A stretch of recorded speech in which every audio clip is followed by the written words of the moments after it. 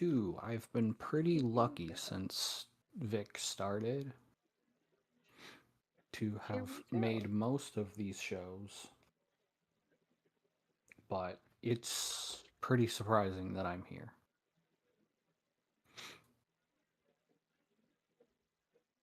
It looks like we are good. Doo-doo-doo. Although the stream might be a little bit. I Oh no, hope I think it's actually you that's on the quiet side. So let me try and turn that up I'm the volume not for that one. here alone for too long, because I am not qualified to run this stream. Well, no worries about that.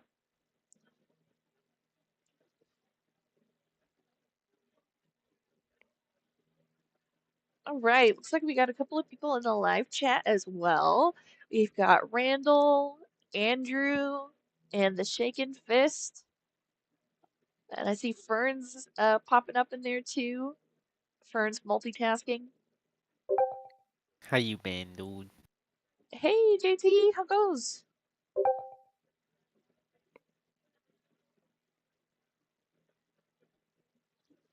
Wait, why do I Waiting. hear you in the stream but not in the channel? Can you not hear Oh, me? you don't hear me in the channel? I'm in the channel. Swim, I'm not hearing Vic. Oh, Oh, okay. I thought. Okay. all right, here, I'll reset my voice and video. That is weird.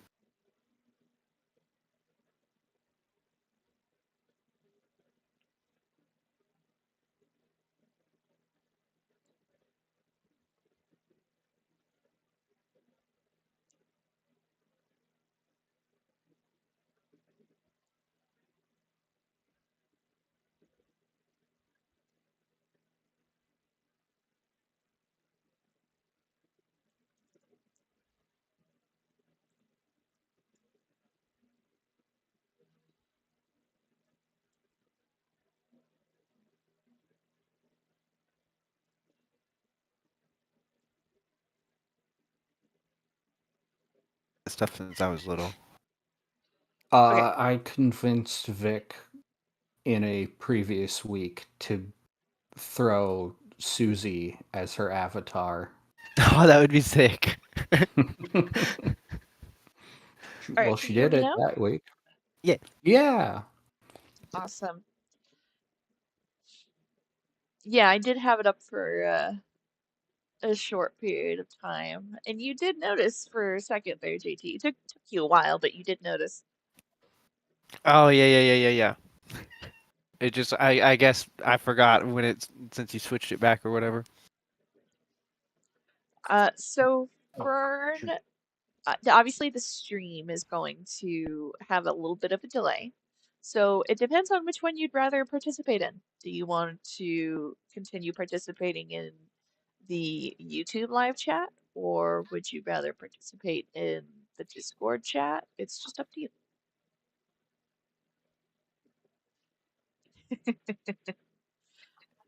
Well, I can't say that we're if I'm in the mix, we're probably not that cool.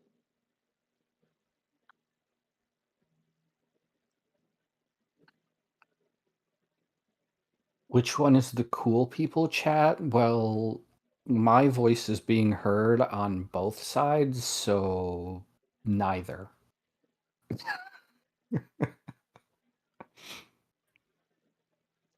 If it was the cool people chat, I wouldn't be allowed here.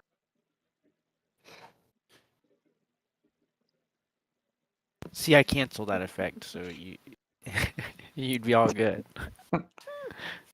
Ah, that's true. Kelvin gets to be cool because he brings Hobbs. Awesome. Exactly. My cat is pissed at me right now. Uh-oh. What did you He do? thinks I'm in the process of forgetting dinner time. I better handle that real quick. Yeah, you Oh, definitely yeah. should. Don't forget that. Oh, I see Left-Handed Jedi joined us. So, Interesting. yeah, Shaken Fist, we are today is our first planning session for D&D. I believe we're waiting on yeah. Andrew here to finish up with Al Trucker's, I'm assuming, stream. I just finished up with the Shaken Fist stream and told him he should check you out, so he doesn't seem to mind hearing my voice too much, so here he is. Yeah, I really appreciate that.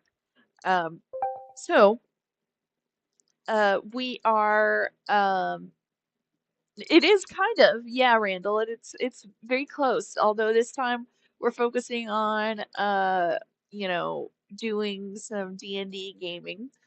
Now, you know, it's also very possible that the topics can um change as we go along. But for the most part, our agenda for today is going to be oh, here we go. You can come on up. We've got Andrew coming Hello, up here. hello, hello. Hey, good to have you. Yeah, thank you, thank you. Um, Oh yeah, you just continue so on, not to yeah, interrupt. so no worries. So yeah, so today our main agenda is going to be planning for a D&D campaign. Right now we have um 3 players confirmed. So that'd be myself, Jester, Jester's friend, and Andrew is going to be the DM. And I And just sent him a thing to the stream and he goes, "Oh shit, is it Moon Day?"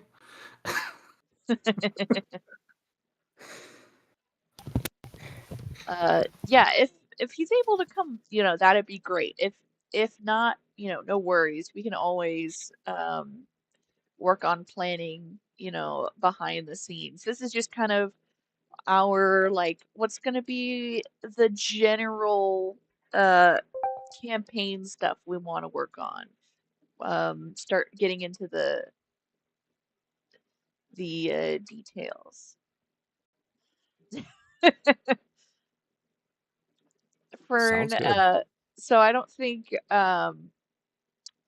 yeah, I don't think anyone who's watching the stream can see it, but Fern said Vic's animation overlay on her avatar stops when she's not active, and the little dragon overlay looks like a mustache when still. Yeah, it's funny This is watching. It's just kind of true. like every time you stop. This is true. I have not mentioned it, but sometimes it does mesmerize me when you are talking and you've got a little.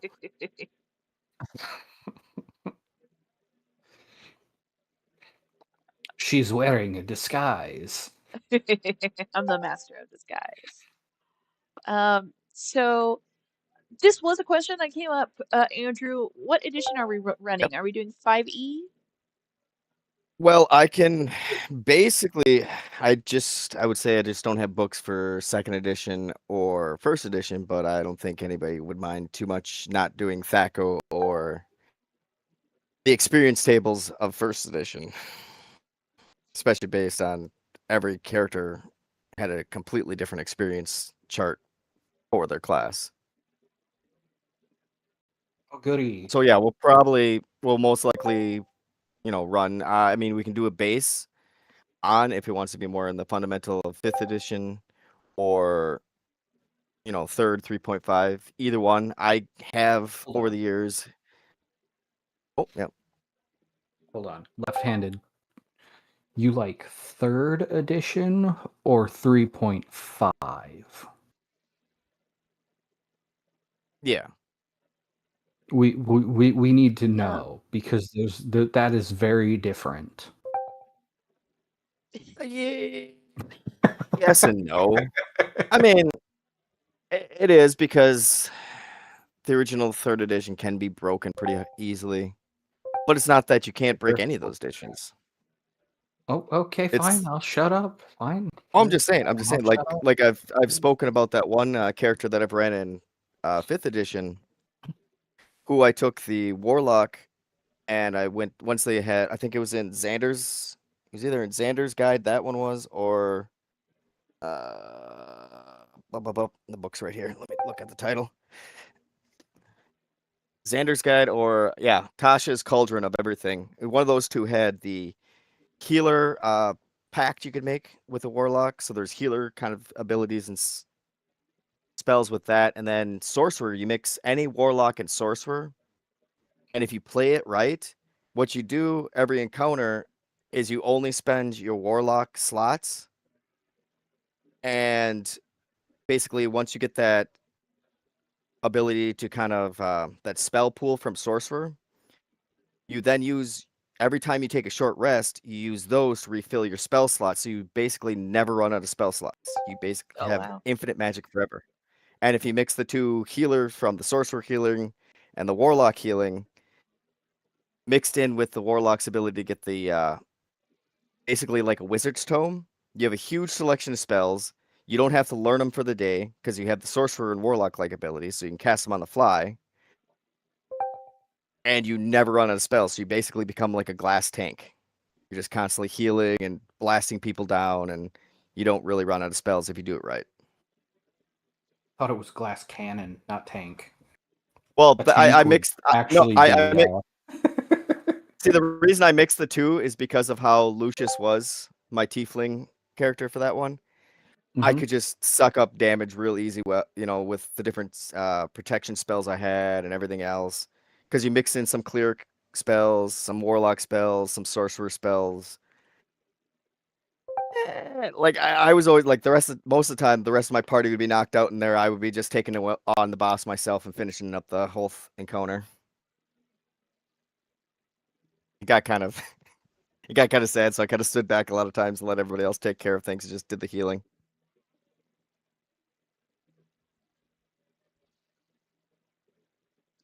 What do you say? 3.5 E.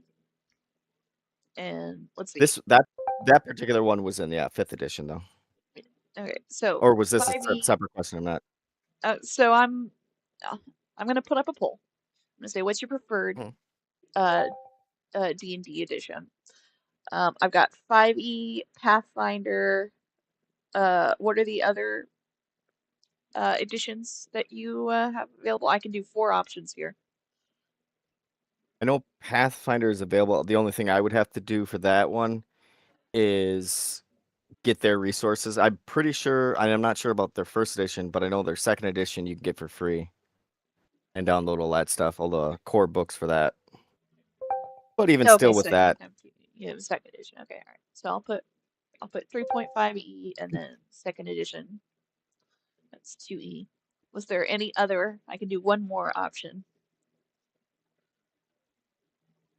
I mean, I can get you almost all of the books up to 5th edition because 4th edition would have been horrible. I mean, I have, I believe, all of 4th edition still.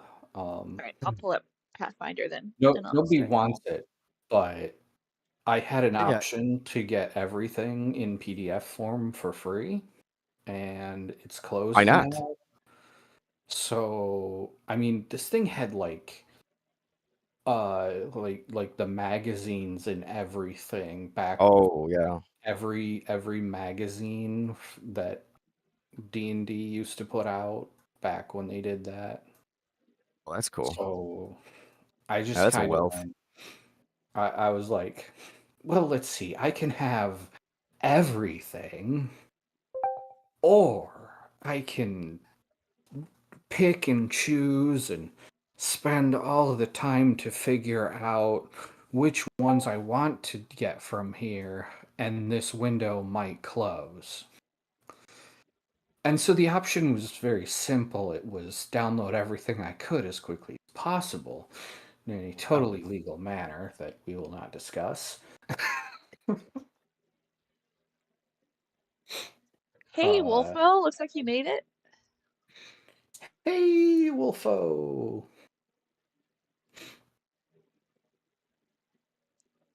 So it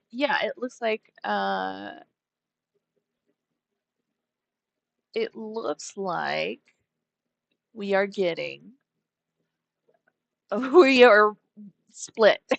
Yeah, I would have to agree there, shaking fists. Yeah, it's definitely Zach, it's definitely 3.5 definitely has more versatility, and 5th edition is simpler. But I mean, I've always kind of intermixed the different rules over the years because you find things that you do like in some of the different editions. It's like, if you tweak a little things, it doesn't take much for you to be able to use rules from any edition, as long as Yeah, you could always the core homebrew it a base little of the bit. game. I Oh, I've mean, always homebrewed everything. That's drove my last. This one player that first time him ever playing Dungeons and Dragons ever was at my table, and after him starting, this is the big thing when Crit Roll was big on YouTube and stuff. Uh-huh.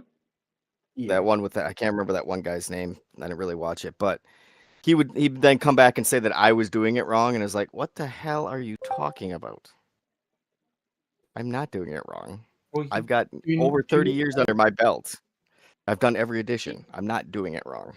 Sure, I've got This is homebrew." Shaken Fist. I've got a at the top pinned at the chat.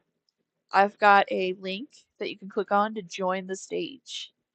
And you can hop up in voice chat that way.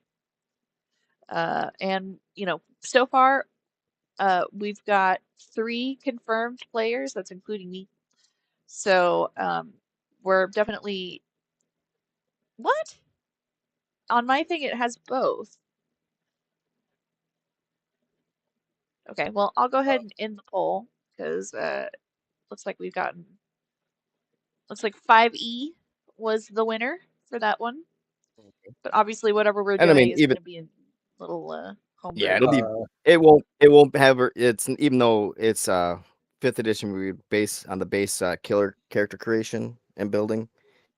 It's not like things can't be altered and snuck in or changed to work. Yeah. 'Cause I've even And used some 4th edition stuff sometimes in my other campaigns. It's just like I kind oh, of like some of these mechanics that work for things. I'll throw them in here. The only and downside is Hello. between Wolfo with and I, World of Warcraft. we have a good amount. Like, we don't have all of by any stretch, but we do have a good amount of the D&D 5e rule stuff on what is it? D&D Beyond. So Nice. I also have a bunch Well, I know. of 3.5 PDFs somewhere if I could find them. I think I have all of them. Sweet. Nice. Yeah. I've got a good chunk of the books myself. I have some Like, of the if people physical books. want to hook up on them, I'll get you the hookup on stuff. I can help you get them for really cheap. Just talk to me directly. The best way that I found to share all those manual PDFs, what I did with my other tabletop group is they shared it with Google Drive, Oh, yep. and Yeah. it was super simple. I could just pull that up whenever. Yeah. Oh wow, And I know I personally like to. My biggest rule I kind of follow is the rule of fun. If it exactly. sounds like it'd be fun, that's what we're gonna do. We'll make it work. I love the rule of fun. Also, this is one of my favorite things about playing any RPG is that you say, "Hey, we're gonna run a thing," and everybody starts going, "Hey, I've got books. You want to run these Yep, books?" yep.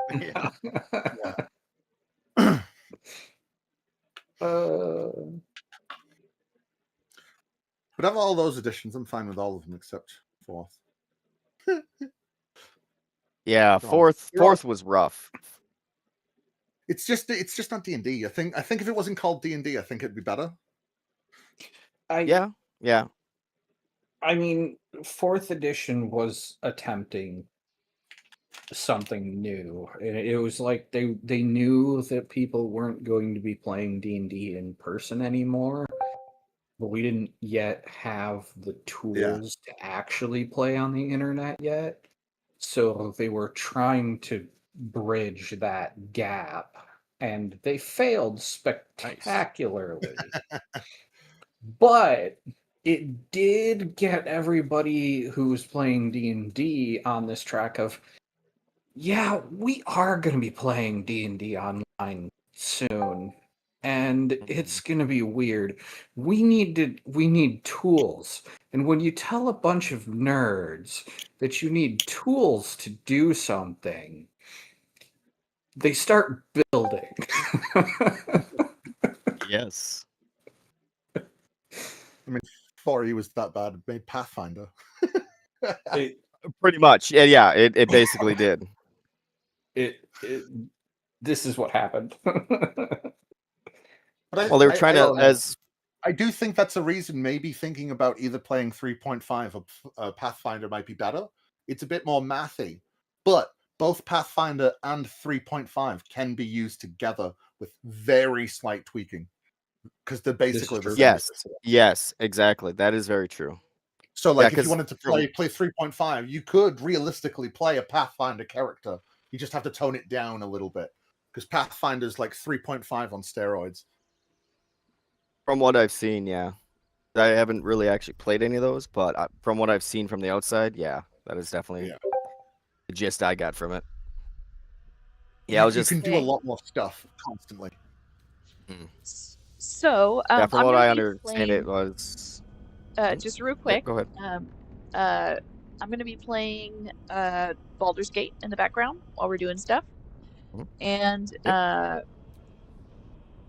I also have the live chat open on my phone here, so I should still be able to see everybody.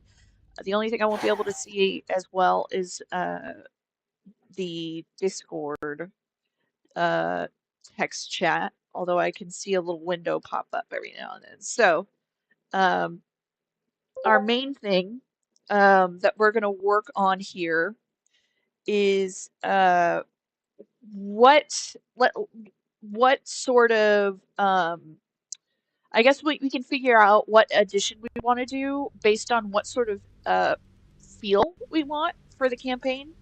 What are our ideas?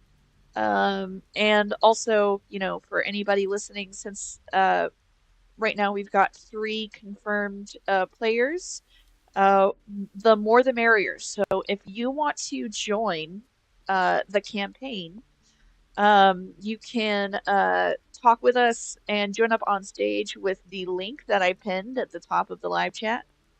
And let's work together, plan out the campaign, see how we feel. But the one thing that is set in stone is that it's gonna be medieval fantasy, your typical classical stuff, because we were all dying for the back to basics medieval fantasy campaign. This is true. I get a little frustrated with, like, it's going to be sci-fi now, and I'm like, oh. Yeah, very very GURPS-ish. See I mean, someone saying D&D has sci-fi though, so in many respects. No, it's got a whole system for it. Spelljammer. Oh yes, yes. And I'm in a Spelljammer campaign. Wolfo is the DM for my Spelljammer campaign right now. Yeah, Spelljammer is good. There's the desert one as well. Spelljammer is more like that's yeah. Hold on one second. It's Treasure Planet sci-fi. Oh, the Dark Sun. Dark Sun is the one you're thinking. Yeah, Alethest, yeah. Although then, like, after we were starting the campaign, like after the second session, Wolfo was talking to me about ships, and we were talking about redesigning the ship for the thing, because like the one it gave was very tiny, And so I'm trying to help him find a ship, and we're looking these up, and it's like, oh yeah, I'm finding all these cool ships. Where are these from? And it's like, oh, these are from previous editions. And there Yeah. are so many cool ships, but Yeah, it was none of originally them are stuck 5th in. edition. And it's Yeah. like, okay, D&D, you need to... I want you to consider this, D&D.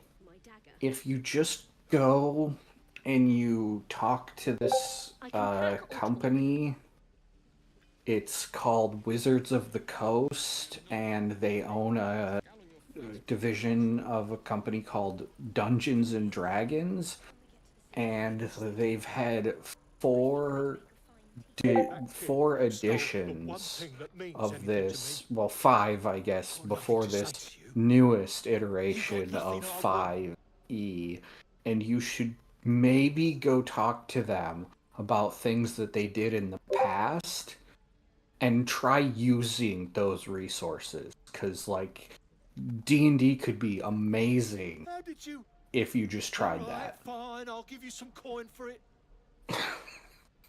Well, and I think that's kind of the problem, the big hiccup with 5th edition, other than the fact that it was oversimplified down, See, was you had a lot of these new players that came in. Finally. Oh, what was that? Here's your reward. Oh, sorry, I was letting you finish. Get lost. Oh, I was just kind of saying that, kind of let new players were coming in to the game, but they were being too rigid on the structure of how the rules have gone. And a lot of them, and I don't know, this might be different various to each player, a new player that came in, but from what a lot of them I saw is they took a lot of their knowledge from a few different prominent groups playing online, and everybody being able to see that, and took that as like almost the Bible type thing concept of it, like, Yeah. thou shalt not do anything but this way, and it's like, no. And Yeah, because And 5th is in- made for making in and building defense on of Matt their own Mercer, structure to make stuff. yeah. In defense of Matt Mercer, he continuously points out that he's like, well, ours seems a little more because we are a bunch of actual factual voice actors. So ours seem a little cooler than your table is going to be. He also goes, I homebrew stuff all the time, so stop getting on people for not doing it like I do it, because I'm Exactly. homebrewing it. And so they are, he's both said, like, there's no proper way to do it. They can do it by the regular rules if they want, and he said that if they're homebrewing things, they are doing it the way he's doing it because he's homebrewing things. Yeah. So stop. My experience with people playing newer players playing 5e is if you play something slightly differently or you play a weird character, people kind of like get like, why are you doing it that way? What, like, it's supposed to be played like this. There's very different certain ways that you have to do stuff, and it's like, yeah, but I don't want to play it like everything else. Like, that's not the point. But I think some of that is also down to 5e has been ruled by modules a lot more than other editions. Like, there's always been modules, but yeah. people have kind of lived and died by playing modules, and they like, at least where I am, they always want to play them multiple times and then compare playing them multiple times with everyone, like the speed running. Yep. Which I think part of that Oh, go ahead. Sorry, one of my DMs used a module, and then she still homebrewed 60% of what we actually played. That's what I do. So my game was like all the Vecna modules mixed together with all sorts of added shit. And I changed loads of stuff, and I threw in even like every time they died, I started sending them to what's the really fucked up fucking dungeon from 2nd edition. that they keep people putting in and everything. Oh. The really fucked up one that fucking it's from first edition even. Thingy made it. Something of madness. Yeah, it's like Geiger actually made it. It's like, no, I'm making this ultimate dungeon. Fuck you. Like this Yeah, is because that for should me. be in Waterdeep, I believe. It's below Something like Waterdeep, that. isn't it? Yeah, something like that. But like, I found out that the lecture involved was actually Vectins. It's like, oh, it's all this stuff fits, and like, there's all this lore that you can nick from and patch together, and so good. All right. All Yeah, I right, know. I so started. Wolfo is going to be playing a human fighter champion for the campaign. He just declared it. Yep. Okay. Okay.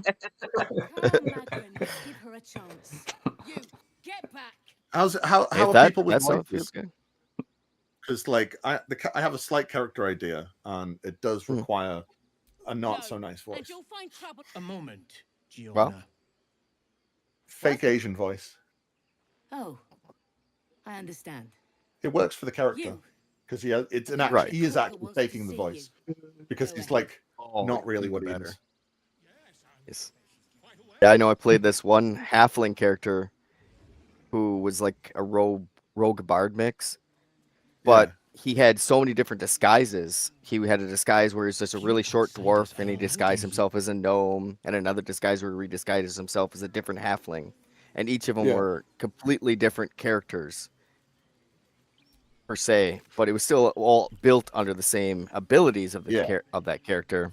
He just acted like he was somebody else, and every time he dignified somebody else, he would either act within that character so they didn't really knew his true identity. Yeah, oh, that's cool. I like doing shit. I played a changeling, like American Indian type character that was like trying to reclaim his land, doing shit like that. So I had like all these personas, and I changed through them occasionally, and then like I even introduced myself to the party like I was different people, and it took them ages to work out that I was the same guy. Nice. And all sorts. Nice. Nice. Oh, I know that was what the main NPC with my last campaign was. Well, where the name Nimlam Dimthem comes from is because he would just ran like they first adventure. They met up with this little guy. Well, actually, yeah, it was right because I used the Dragon Heist module to kind of start it. But it wasn't like we weren't going through anything further really than I just wanted them to get to the Troll Skull Manor, because inside the Troll Skull Manor, which I actually made a 3D model or their miniatures they could play in of the manor themselves. Yeah, and that's cool. Hidden in the actual basement was a secret wall that they could open that opened a place called opened a area that led to a place that had the Fargate in it, which you went into this little hallway and there's all these different lenses on the wall, and each of the different lenses, if you viewed into it, you could see like actually like a different world, different locations, sometimes different planes of existence, so that it was kind of as if at some point, if we ever wanted to run somewhat of a GURPSy feel, we could always just teleport to different places. Yeah. Well, so they started the game in Waters Deep, and they took the portal, and they came out of the portal, and they're still in the same tavern, but then they found out that they're in Shallows Bay, or what was it? Waters Deep, and then Shallows, or Shallow. I'd have to go look at the whole name of it that we had. But so it was just basically kind of, it was Waters Deep, just the whole concept of the world was a little different for them. And then from that point on, I branched out my entire world that they were able to access, which then later in the later parts of the quest, they actually did start going to different planes of existence, but it tied in with the overall story. Oh, where I was going with the Nimlam thing. So Nimlam would constantly just like randomly pop up here and there as they'd be going on adventures, maybe, and he just seemed like this normal mushroom merchant, and he's just a little gnome guy. But and it took my players a long time. Only 2 of them ever figured out the real truth of Nimlam. But he'd always know things about the players, and not even know things about their characters that there's no way, unless he was going with them during the adventure, that he would know. But literally table talk, anything that they talked during the table, because I was Nimlam. And Nimlam was basically like a divine, or not divine, but he was the DM, because Dimthem is I'm the DM rearranged to spell out Dimthem. mysterious details of goblin One player even got an app that was supposed to decode words, and he knew I was up to something and was trying his hardest to decode it. He got so goddamn close to figuring it out, and I was just laughing my ass off because he couldn't figure it out. And I'm like, "Oh, what was it?" Oh, sorry. Go on. Yeah.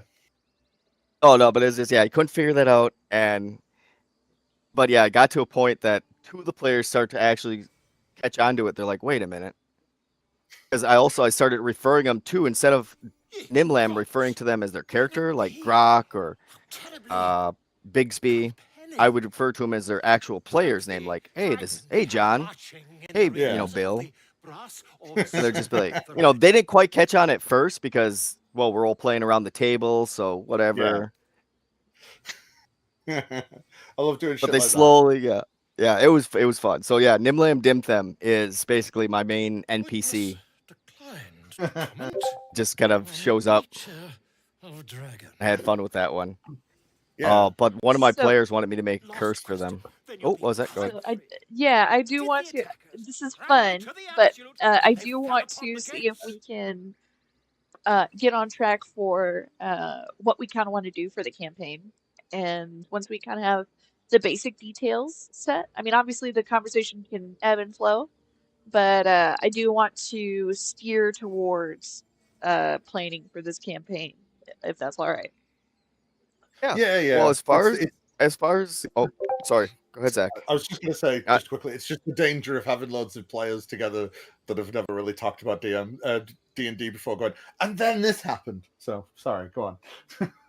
Yeah. Well, I know actually for the realm I use for my homebrew realm, there literally is almost endless possibilities of styles of campaigns that can be had within there.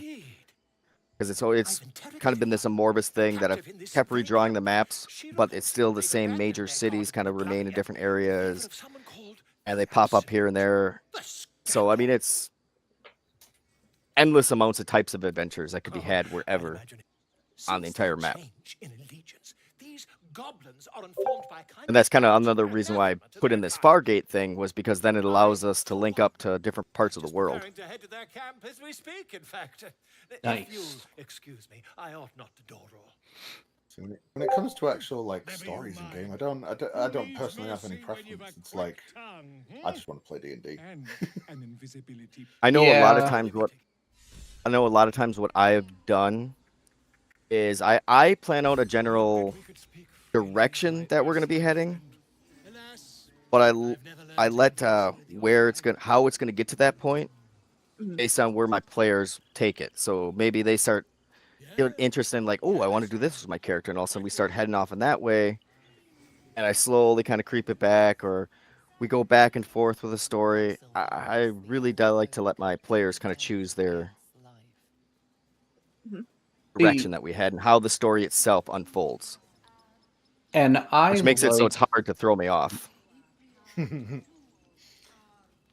I like as a player to like find ways to invest my character into the world. Like my buddy created one, and my backstory included we were working for the king, and my backstory included that as a child, I had the queen had been kidnapped, and I had stolen the ransom before they could pay it. Which I was a rogue, but I wasn't an active thief at the time of the campaign starting. I worked in a shop because, rogues operate off of charisma, so they can be great merchants. And another character in the campaign was a blacksmith, so I worked in his shop and just sold things, and he just made all the stuff. He lets out a tentative And it chirp, made it to where gaining a lot of confidence. the times He when we starts a needed song, information, we abandoning would his go nest to the building Queen's efforts. Ransom Bar. Guess where the money that my friend got got the gold to get that bar.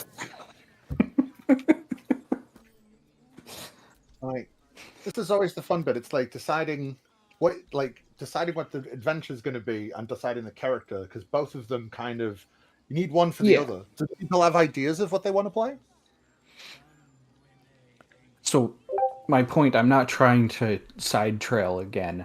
I'm just going. So what can you tell us about the world? Because Exactly. Let all Danny that'll finish. matter to me is what's the world like, so that I can kind of insert myself into it, because I like to have a character who is a part of the world and therefore has a reason to care.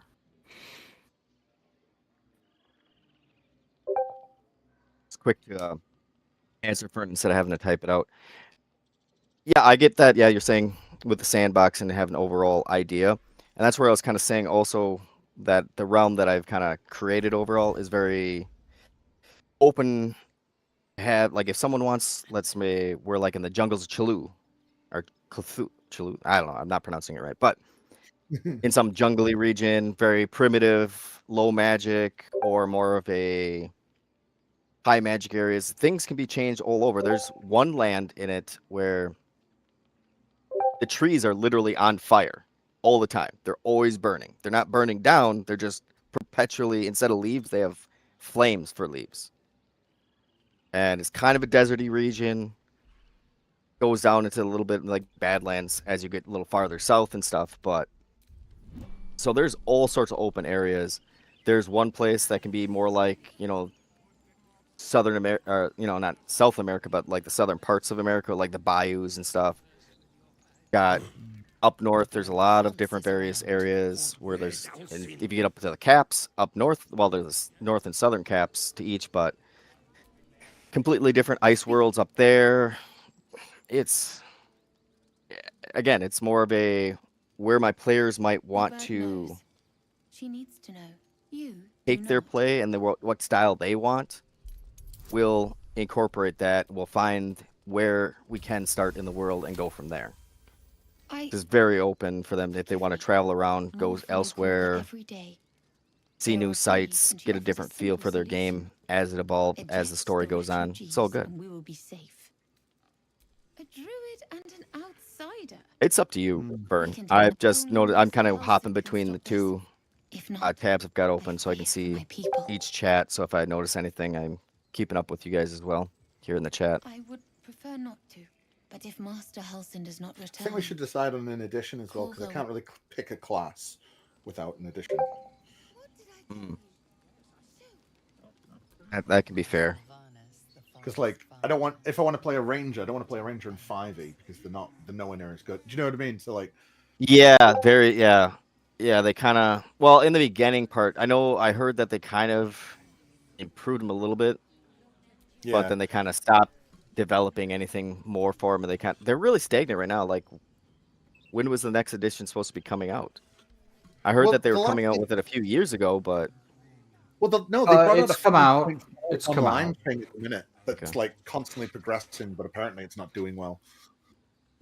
See, especially the problem with, like, because I just got done playing a ranger in my last campaign. Rangers are kind of designed in it for crowd control,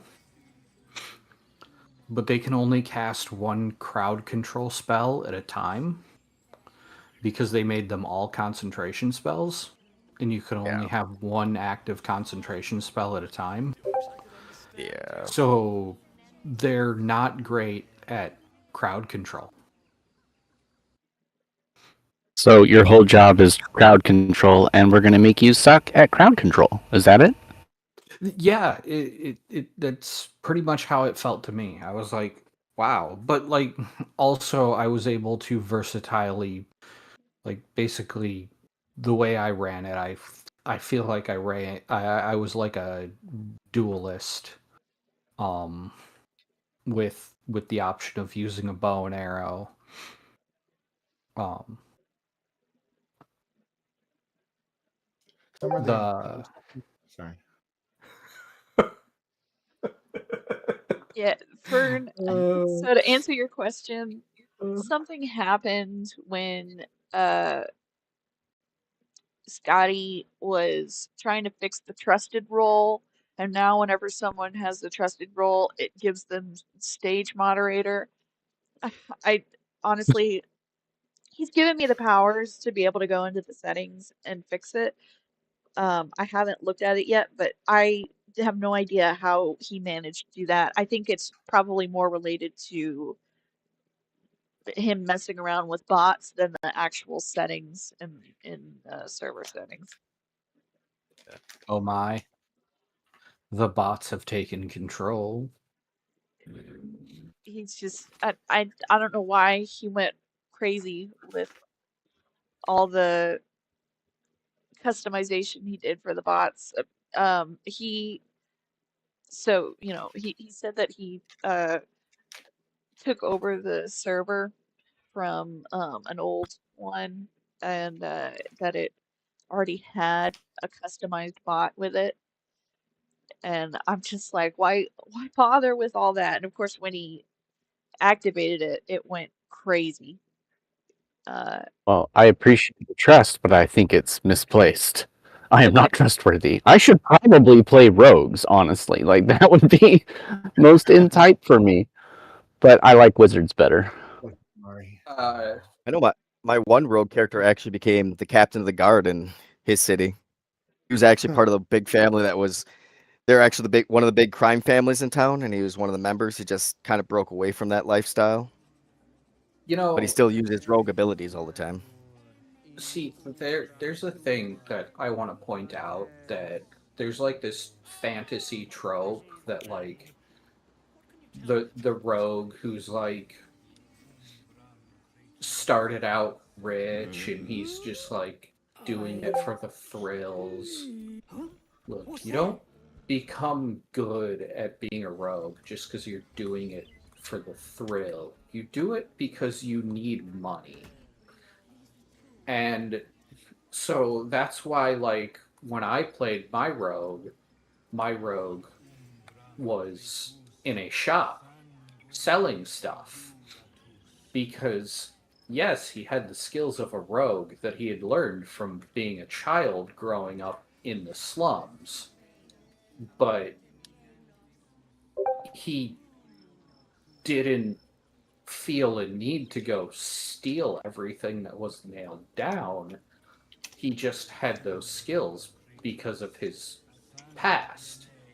And he did, in the shop that we owned, we had he actually picked the shop that he worked in part because it had sewer access, and there was a rogue hole in the sewer access. The bird is singing as loudly as his. So Okay. I think. So, does that mean you're gonna play a rogue? Like, what are we? Well, Curious. I'm thinking I might like to join you if you'll let me, but like I don't know what people are doing. Yeah, Well, so we're still in the planning phase, and that's kind of. I know for my biggest thing is I want to do a flying character. The one that would probably be the least problematic is the Arakokra, I believe. And I'm sorry, what? They're like bird-like people. Yeah, they're bird peoples. Have you ever seen the Dark Crystal? Those Skeksis? Are you a Skeksis? Yeah. You want to be an Aarakocra. Yep. So. Yeah. It's a type of bird. It's a playable bird character. Yep. Yep. Okay. So as what sort of like what role are you taking? It's not like so using some of the 5th edition rules. I'm thinking I'll I've been wanting to take up a healer role for a while. I haven't done it yet, and I've been wanting to try it. All right, Everybody we will have love a you. healer. We love You you. keep us You are alive. the healer. And try not to resent us too quickly. Yep. Try not to grow to resenting us too quickly. We'd like to see the end of the campaign.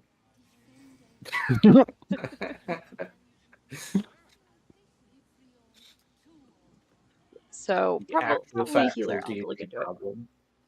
So right now, it probably will help to think about the general play style that you want to do. So instead of thinking of yes. like specific classes, because we can get into that in a minute, but let's think about the roles that you would like to take. So like, I'm thinking I want to do a healer role. I don't know what class specifically I'll do yet, but So more of a support role for the party. Again, it would depend on the edition.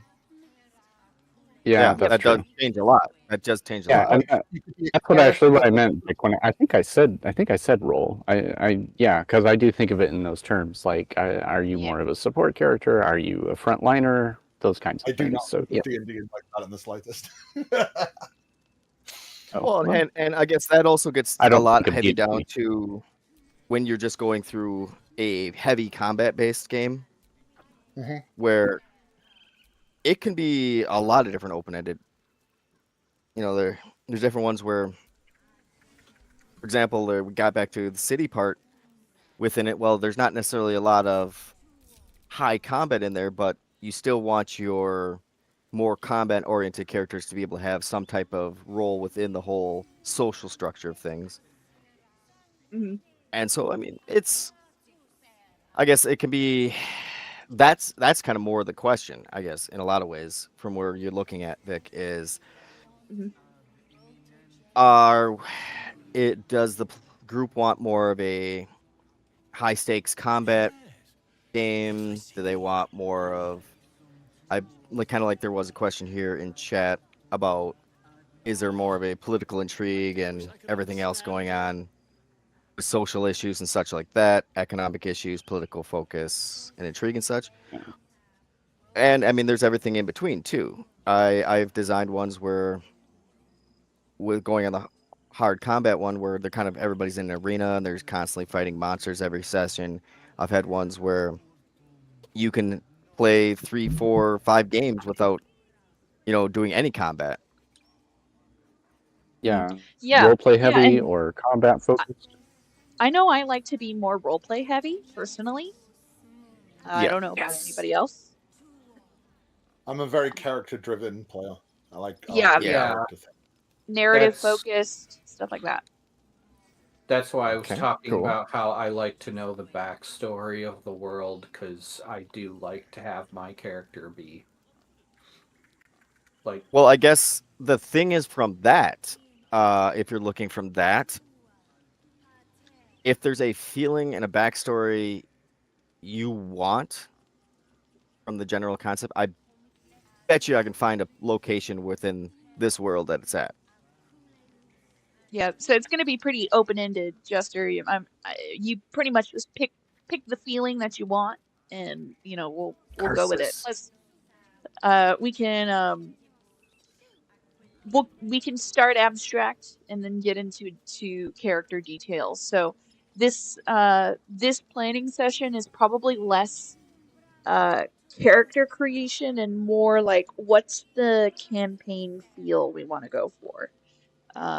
Okay. So I think we're all agreeing that we want to go more role play narrative focused. It seems like. Okay. Sounds good. Yep. And do we I'm have bad at any math. more? Do we have any more?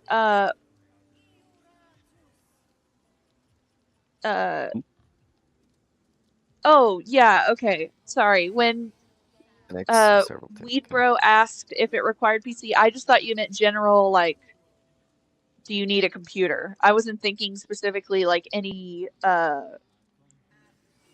what's the word I'm looking for? Any You want particular to- operating operating- system. Yeah. As far as it goes, it shouldn't require any particular operating system. I know I have a lifetime Cross-platform. license. Yeah, I have a, especially since we're, it'd be pretty difficult for us to get and sit around a table every time we want to play. We're kind of limited to the online option at this point. Yep, it's all But going where to be do people online. Come live? on, I think only all of us are in different states. Right, exactly, yeah. I'm in New York. There's got to be at least one of you in New York, right? I'm on the opposite What's side of the country. What's the 3-hour drive between friends? Come on. Oh, I wait. mean, 3 hour. Where I am, it's about a 3-hour drive to get to York. Yeah, 3 hour. I think it'll. That would I get think me it takes down about to a the week. bottom of Never Wisconsin. mind. The difficult part's underwater. I mean, But as far as the for Fist, for Zach over there is gonna be swimming across the Great Pond. Oh yeah. Hey, it'll be crap the first time, and then my arms will get stronger, and each time it'll get better. Hey, as long as you got a good backstroke.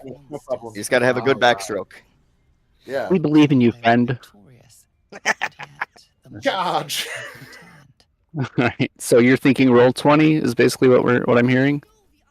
Actually, that's where we're getting. This is where the conversation's getting down to. I can download and start working with Roll20, but what my last groups originally, like I haven't downloaded that one yet. No, it would just I was waiting to all confirm. browser based. What was that? I thought it was all browser based. Am I totally wrong? It on is. that? It's a browser. You do not have to download it. That's what I was saying. Okay, well, whatever it is. Then I'll have to still set up my stuff in there. The thing is, what I was using for the last several years when we started doing this online stuff more was Fantasy Grounds, and I bought a full license for it so I can host games. It's free to download and access it, and you can find other games there too. You can actually find different ones and ask them to join and stuff. Yeah, But I think I've heard of this. with a licensing key, then you kind of can host games whenever. Honestly, I'm willing to use almost anything that is not Roll20 because there's to be like a poison. the learning curve on Roll20 is steep. I will imprison the devil. It's usable, but it's like a pain. So, because it's online, it's going to be electronic dice. Jesus That Christ. one now I know you were talking about that too before. Now that I don't mind if you roll your own dice in home. It's just obviously the honor system type thing. Yeah. Plus, I can put my camera out of them as well. It's fine. I like And either way for that. Yeah. Yeah. I The only just other put thing them. I would do it for that too is like I would let my other players roll those ones. There's just certain times when it was maybe a dice roll that only I wanted to see, just so that they couldn't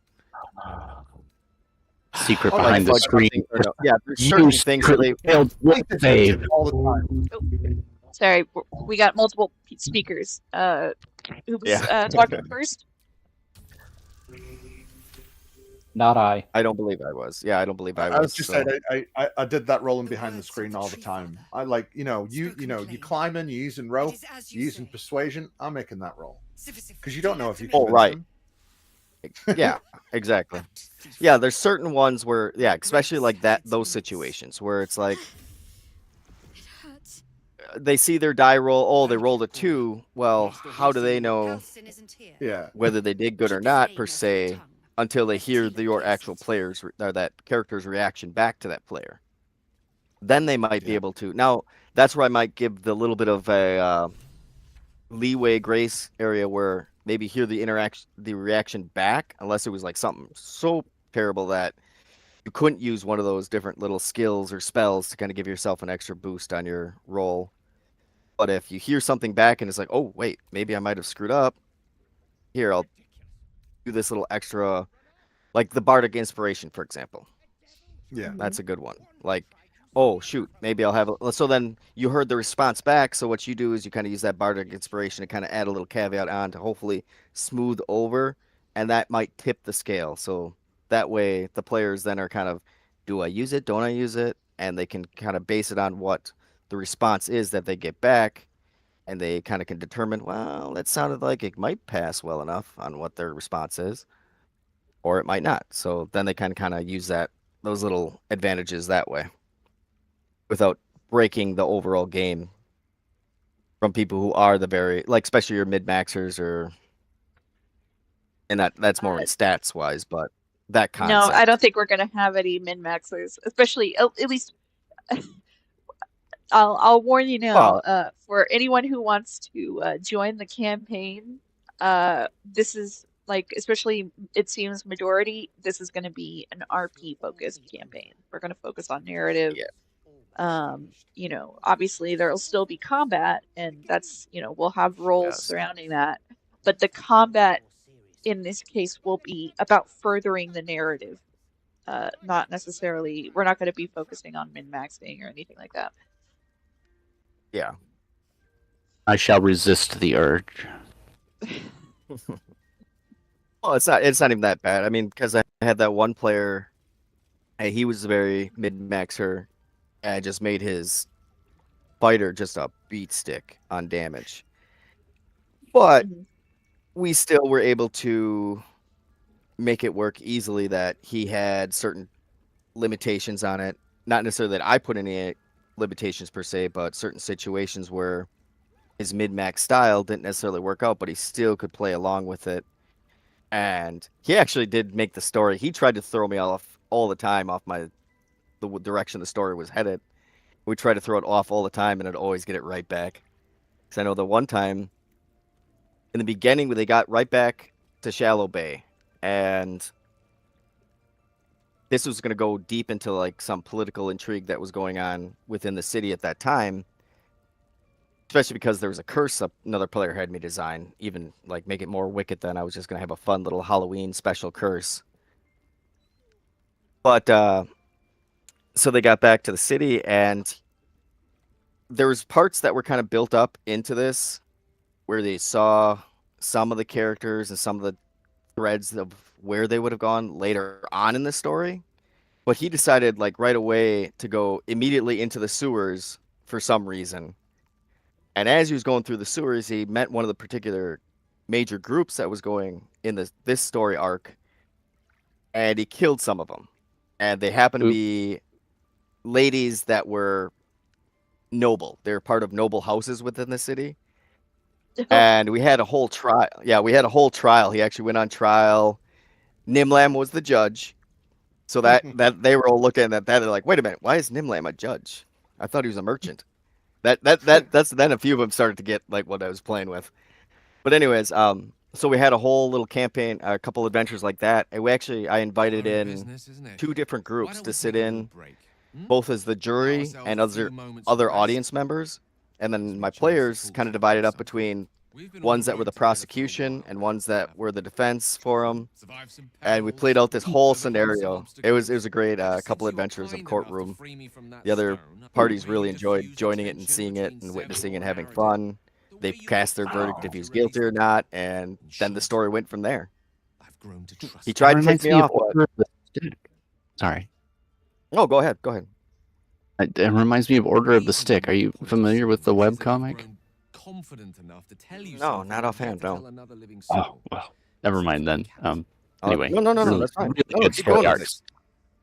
It's a really great comic series. If you happen to look up Order of the Stick, it's a tremendous comic series founded off of a really good game master, creative writer, Rich Burlew, and he ended up making this webcomic that became really rather incredibly popular. He's actually made some good money off of it, surprisingly. So anyway, it focuses on D&D 3.5, and it's like its origin was just basically a gag on the rule changes from 3rd edition to 3.5. Okay. Yep. But then he created this like amazing story arc out of the entire cast of characters that he created. It's very, very good. Nice. Yeah, I'll have to definitely check that out. Cool. I'll find you a link and throw it in the chat. Yep. But yeah, it's basically as far as the campaign goes, yeah, we'll definitely do more of a role-playing based feel to it. Combat will definitely, there'll be combat options in there, of course. So don't feel, anybody who likes combat, don't feel that you have to tailor your character completely away from that. You're fucking kidding me.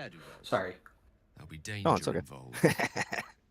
My Big joke. horse keeps rearing, and it's pissing me off. I named the horse Thor, and Thor keeps rearing because of the Lightning?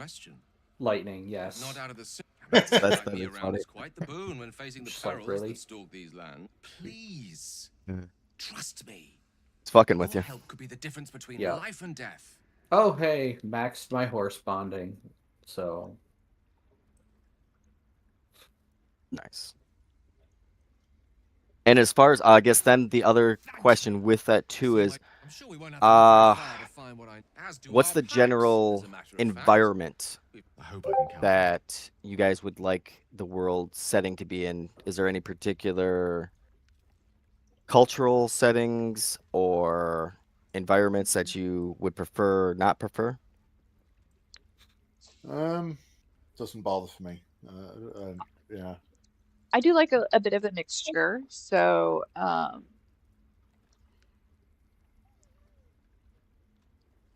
would like to be able to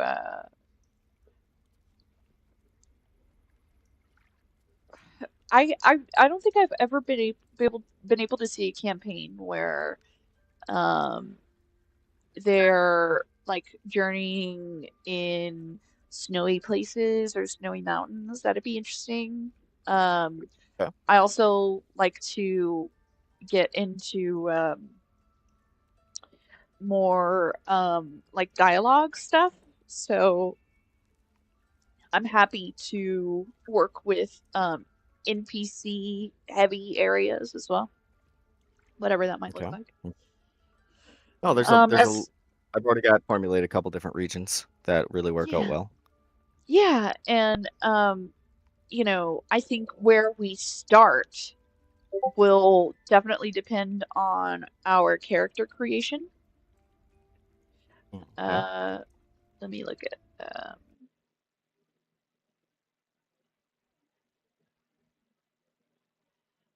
I have 3 characters want to play a healer. It should be something like rogue that picks me.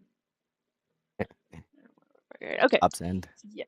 So, it looks like we've got, you know, a lot of variability, and I can also, I'm not like married to the healer position. If someone else wants to be a healer, I can switch to a different type. So I think I've been enough. See, I wouldn't mind playing a healer. I've never played one before, but if you want to play it, take it. yeah, Well, and that's the other thing too. Yeah. I'm like a forever DM, so I've got like 16 characters already made in my head. Yeah. Well, and that's why there also is the fact that with going more on the role playing aspect of things and not so much on the heavier combat, that does open it up for players to venture off a little further into what they personally want to play and be. Sure. Instead of having to build a character that's specifically tailored to fit a niche in the party to fill that role that it's needed within, especially when combat, if it's all combat heavy, definitely you need a healer. Because, I mean, healing potions can only do so much. Right. Okay, let's just play healers. Everybody's a cleric. I mean, I sort of pulled that off in a way to a degree. Oh yeah, it can be fun. What it like? Well, yeah, clerics are very, very versatile. Well, yeah, because clerics are very versatile. But like when it comes to 3.5, they have just 3.5 has a healer class where you get like no armor, you can barely fight, but you have all the best healing spells and you learn them quickly. And like you can like regenerate limbs. I remember that one. Yep, I remember that one. That you know, was sort we of can combine some stuff. So we're not, the main thing that we've gotten with the edition part is uh, we're definitely homebrewing it. So we can combine the best aspects of the editions that we like. And, Yeah.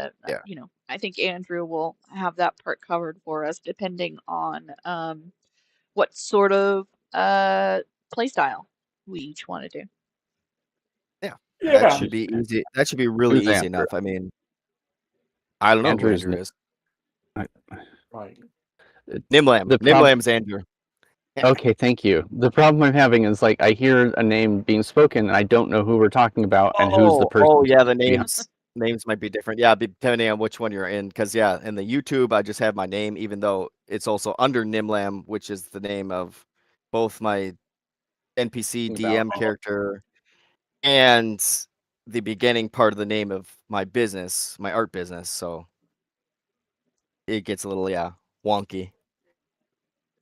So did we Yeah, Nimlam Dimthem is me. want to go with, I'm sorry, was it Fantasy Grounds that you said? Well, I mean that's just the general platform I do have. I can easily host from. I don't know what, like you're saying, there's a learning curve with the D20 or Roll20. So, I haven't all right, played with it hold yet. on. So VTT, so the virtual tabletop fantasy grounds, which particular system we don't necessarily know yet, but we're leaning towards 5e if I understand correctly, but we might mix in whatever we like. And then mix in whatever, the yeah. milieu is going to be entirely like swords and sorcery medieval fantasy. Mm-hmm. Yeah. Is that all correct? Yeah. And looks like, so yeah, I can see I see that it definitely, I just don't know what it's like to play on Fantasy Grounds. I've only ever played on Roll20. From So what I have gleaned, they're playing on them wise is relatively similar because you basically set up your character, your token. You have your character sheet will be saved there, so you don't have to worry about any of that. It'll just be on that particular server, so you can go yeah, access it whenever at any time. I'm pretty sure, if I remember correctly, on the other side for players, you can still access the server. I can't remember if you can access the server if I'm not don't have the server oh, open at that time. see, that's a big plus with Roll20, and you can pull up your character sheet like like as you're playing. It pulls up in a window right above the board. It's very easy. You can also control the DM can control whether or not you can see other people's character sheets. Yes, that too can be done with the Fantasy Grounds one. It's the same as I can actually set it up to where you can either have free movement and move yourself wherever on the board type thing, or I can limit it where you can only move your normal movement spaces, and the DM then has to confirm that yes, okay. It's just in case, Right. and the reason I've used that before is, let's say your players decide Terrain. to walk along this path and they step over a trap type aspect. Right. Well, if they're randomly moving themselves all off over the board constantly, and you're dealing with these players over here, and this character's like running all around the room, and it's just like, wait, whoa, you just triggered all the traps. Settle down. Yeah. That will be. I will do that. So yeah, for Roll20, it's definitely same setup. It got pretty complex. You could do a lot of weather. There was I saw snow, rain, wind. You could put the lighting was pretty advanced. You could really mess The around. line of sight was nice. Yeah, line of sight was nice. The only thing then I just know from doing it, you have to go in there. Like, I bring up a map that everybody's tokens will be set on, and I have to literally go in there then, and some of them are preset with certain maps. They already did the job, but you basically mask out sections so that it blocks line of sight, or like pillars are really fun because then if you're standing in the right, like directly line side thing, something right on the direct opposite side of the pillar could be blocked for you. But if you move just an inch over, all of a sudden you can see it. it was always kind of fun with that. Okay, it looks like I So I would don't know. have to Yeah, download Fantasy Grounds. yeah, that's the And thing is, yeah, and so I will actually go anyways and just look at what all the setup is over there. do I have to pay for anything on Fantasy Grounds? No, Because no, yeah, that one is all free. Ew. It's free on the player's side. It's only that I had to pay for basically I could either pay the monthly thing, but I paid for just a lifetime licensing key so that I can host games anytime. okay. Yeah, it's free for So players to join, and that's why I was saying like there's also you'll notice if I know you're not looking at it right now, but like when you go into there, you'll see that there's a whole bunch of extra servers open with random games always going on, and some of them are open enough that you can actually request, "Hey, can I pop in?" And you can join mhm, various different games that might be happening at any given time. sure. I think that's the same with well with Roll20 it'll tell you whether or not a game is open and like people Okay. who are looking for players, people who are, it's nice to connect if you want to do it that way. Though I like to get to know my people first. So, uh, Oh yes. and it looks like Yeah, for because Fantasy Grounds, you've got Windows, Mac, Linux, and Steam. You can so if you, I guess you could use it on a Steam Deck if you wanted to, but that's also Linux, so I'm not sure why that would be different. But anyway, so yeah, so Weedbro has been asking. Weedbro says Roll20 only works on older Androids and it's too old for their device. So it looks like we might have to go with Fantasy Grounds. So some people are wanting to use their phones instead of the computer. okay.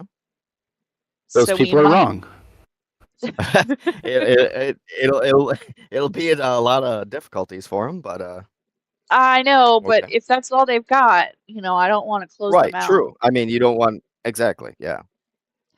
So Actually, I I kind of want agree with that. about that. Like, there's a validity in saying, yeah, I don't think you're a good fit up front, just to save everybody hassle and time if there's some sort of an issue. For example, I might be a bit of an issue. I'm using a Linux system, and I don't know how to use any virtual tabletops yet. On top of that, the only system I'm really deeply familiar with is Pathfinder.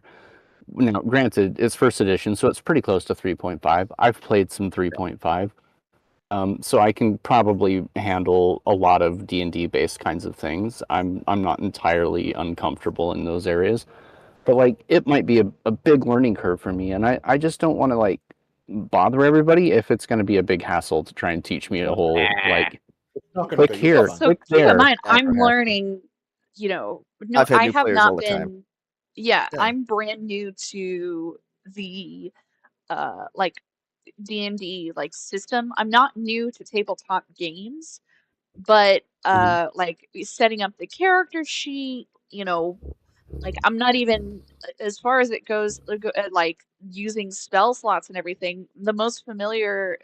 Like the most familiarity I have with that is with Baldur's Gate. So, you know, that's also Which going to be new which for isn't in me. a bad way. Baldur's Gate That'll 3 is kind of just teach you some Simplified stuff. 5, so Yeah.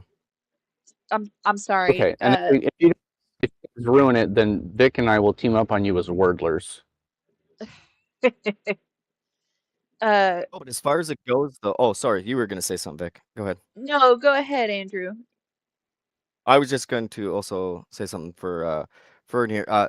You like you're saying about Pathfinder, like 5th edition really is a watered down version of 3.5. yeah. And I mean, I do like what they did with the skills because the unfortunate part with 3 and 3.5 was 3 forces you to specialize in skills. 5 makes you yes, just good at yes. everything.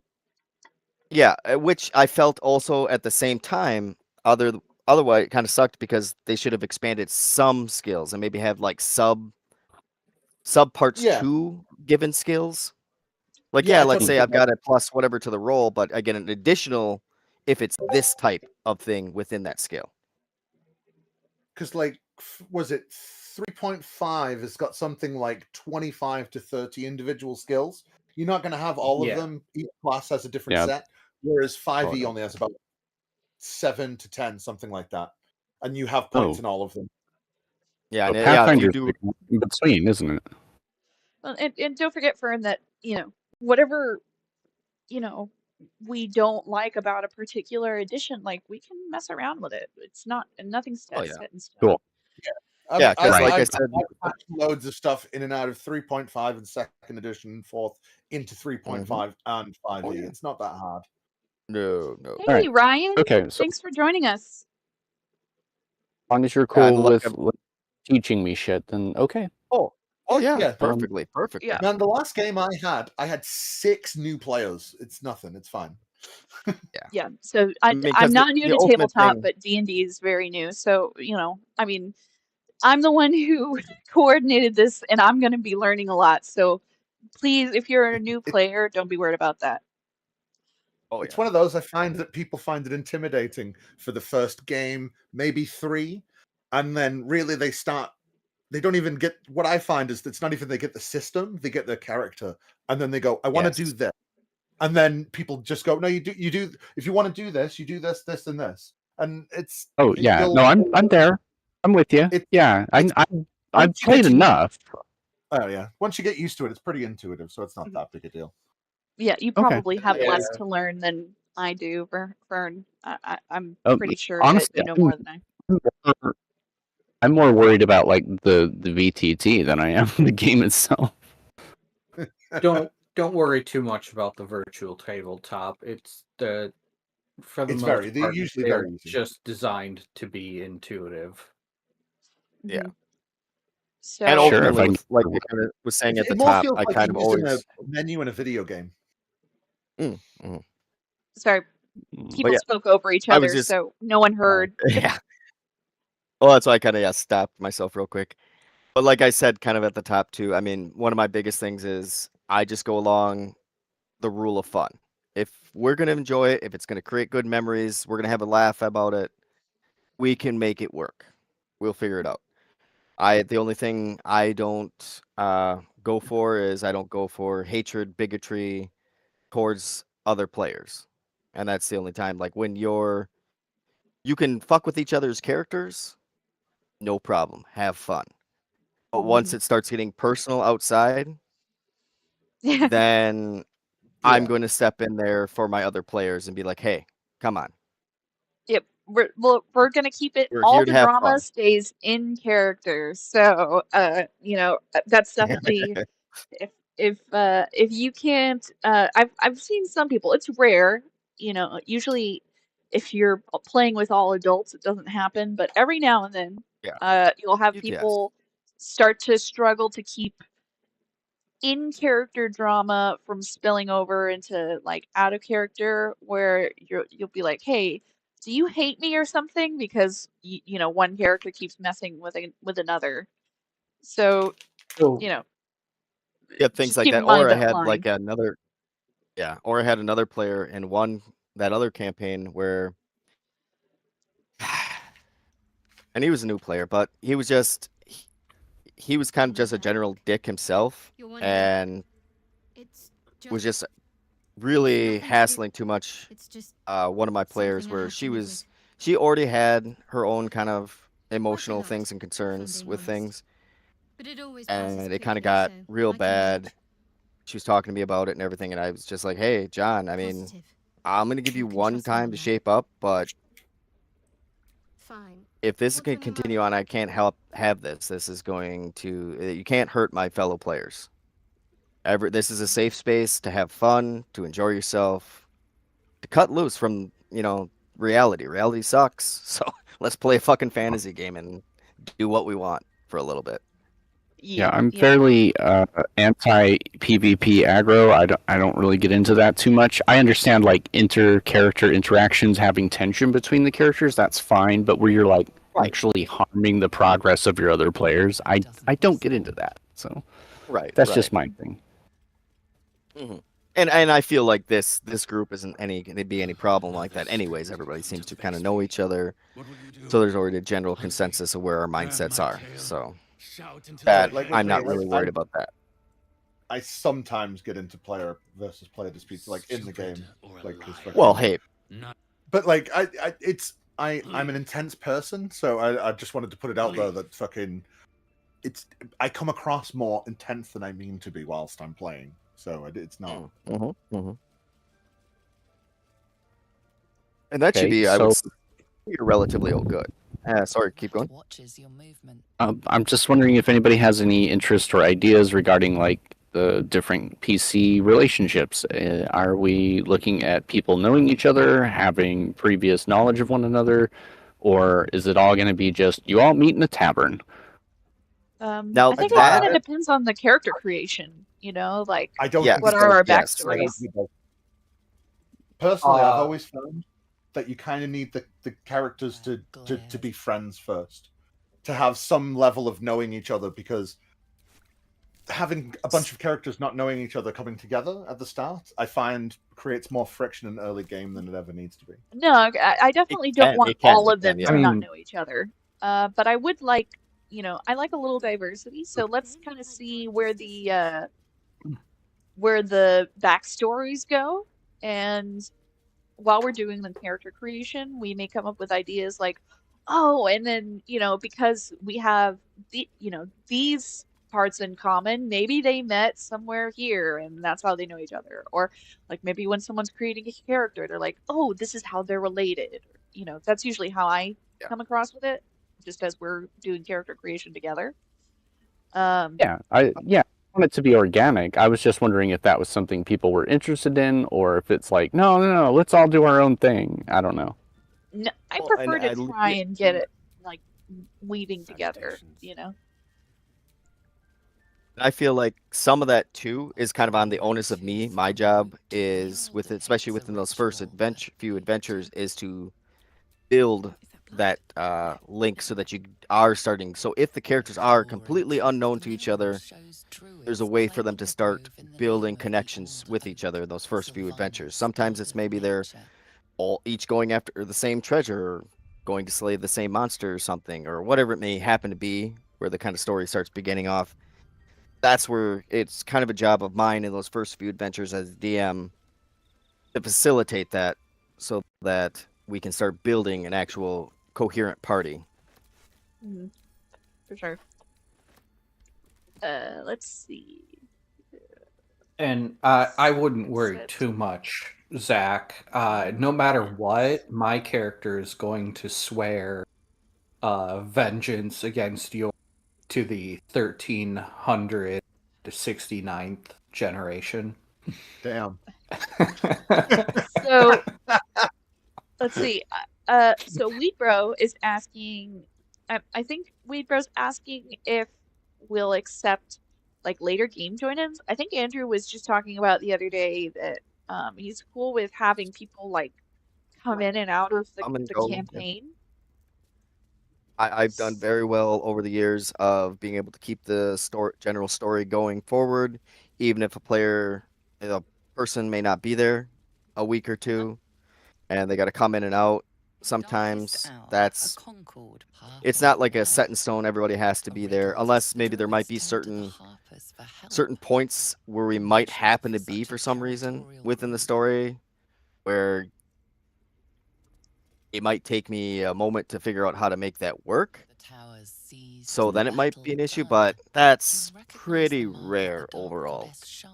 I mean, if you're planning on having something if you're planning on having something like that, maybe us starting in a guild house would be a good idea. It might be able to facilitate that sort of in and out easier. Well, and that's where, look, you're coming with that, like an adventurers guild type aspect, where everybody's kind of signed up and they want to go and do these things, but even still, I mean, it can be easy enough to swap people in and out, have new players, sometimes guest players come in or whatever. That's. I mean, like I've been able to figure it out over the years. Pathfinder Society, for example, is a good model to consider. Anyway. Yeah. Yep. I don't know if you're familiar with them, but yeah. Yeah. But I would guess, and I would get the concept of where they're going from. Are we looking at a game that's like only going to be, a set number of games, or are we just looking at something that's Nah. going to go until it peters out? It's. My I mean, next question, yeah. That's pretty much. I mean, I'll leave it up to Andrew, but I was just gonna have it go until the story concludes.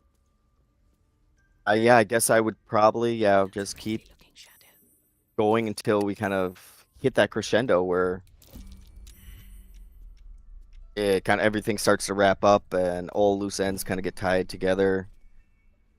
I can see it going on.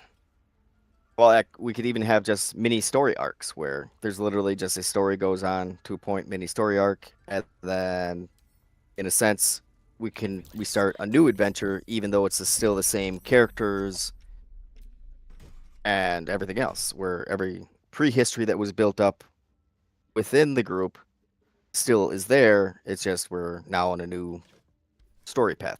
That's easily fine. Well, if you were thinking of doing something like that, if it carries on, what about like having other people DM for little things? You know what I mean? Excellent. Yes, exactly. Actually, that was one of my conversations I was having with a friend of mine. Story in that where we butted heads because he went a little too far in the Mangaverse, and it's like, dude, you're a foreigner. You're technically not even legally able to be here. I mean, I get it. He's technically a white South African, but still. Yeah, that's usually the ones that I've are heard some. cursed, it looks like. But yeah. But anyways, we were talking about things, and he hasn't really ever. He's basically kind of watched me over the years playing, and he's kind of joined in a few games here and there, but he's never actually played too much. And he was talking with him. He was interested in it, and one of the ideas I was thinking with doing a YouTube thing was having where there literally was either different DMs sometimes or like a panel of 3 DMs over a larger party, and you kind of inside on the YouTube channel, some of the people who actually are playing, and the DMs can kind of consult with each other of what might happen next, how to resolve this, and maybe there's one head DM for the night, and sometimes we have guest people come in to play as DM and such and such. So that, yeah, as far as different hosts for DMs, even on the same story arc, we could all of a sudden get to a point where, oh, I'd like to DM for the next, set a number of adventures. Sounds great. Here's where we are. Here's all the notes. Go from there. Yeah, because I'm a forever DM and I really want to play, but I also really like DMing. It's really fun. Oh, right. Oh, yes. Yes, it is. I mean, that's why I have no problem. I love playing, but DMing is just as fun too for me. Oh yeah, I love DMing, but then when you DM for 4 years and you never play, you're like, oh, I want to play. Yeah, because you have sometimes in some concepts, you're like, oh, if I could just play this. That's why it's always fun to every now and then sneak in a little NPC that goes along with the party. Yeah, I always have one. I have a half-orc barbarian called Krognak that's always there, just making fun of the players. You mean a DMPC? Yeah. Yeah. Yep. I've had enough of those. Absolutely. Okay, now for the realm, or where the basic setting, the one. Oh, we've got a lot of background noise. Hold on. Let me see where that's coming I from. don't know what that's come from. Oop. Okay. Okay, yeah, it looks like that might have been Fern. Okay. Yeah. Okay. Could be my fault. I am in the middle of downtown. Weird things happen. Gotcha. Oh, yeah. Okay. All right. So, yeah, you said the realm. Which realm you want to start off in? Well, as far as where you're kind of saying, a good location for that could be not far off from one of the major cities, Norsehaven. They kind of are along culturally. Are somewhat along the lines of a Norse type style area, but they're very close and connected to. There's a forest not far off with an entire civilization of different gnomes and gnome cities, which the gnome cities are actually made with mushrooms inside the forest, and there's plenty of different areas. They go a little farther up north, and there's some snow elves up there. There's actually, well, heck, you could even take the train across to get to another realm. So there's all sorts of different areas easily. If you must. Sure. Yeah, I'm open. Just to be clear, not Falmer, right? No, not the Falmer, no. Actually, Okay. like, well, probably in a sense, but before they became the Falmer. I would say in a sense, probably, maybe, yeah, they could be close, but I would say before they fell to become the Falmer. Okay, I'm okay with that. I just as Yeah, much the Falmer, as I they are. do love Skyrim. Fuck the Falmer. I fucking like. Survive some perils. They are the ones. But that is their point. So it's not bad world building. It's just fuck. Oh no. I know they are the ones because I'll play. Yeah, because I will basically only play Skyrim on Legendary, so I at least have somewhat of a challenge. And the Falmer are the only ones that can they will, no matter how fucking powerful you get, they can still fuck with you just a little. Especially if too many of them get on you at once. Fuck. Yep. And especially if they have the I forget what the animals crinoids or whatever. Yeah, like chromoids or crinoids or something like that. Yeah. Then the flying ones. Oh. You see, I have this. The specifics are rather. What it comes down to is yeah. So every so often, I think what will definitely determine how many people can play, which is something we really need to figure out, is whether we can meet up weekly and on what particular day.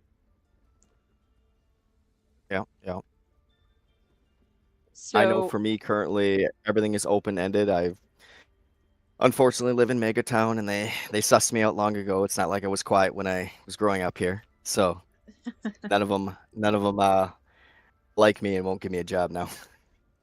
Oh.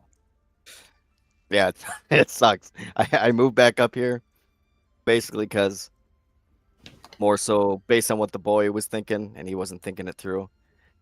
And it's just like, well, at least I have that's what sucked in Kenosha. I love Kenosha.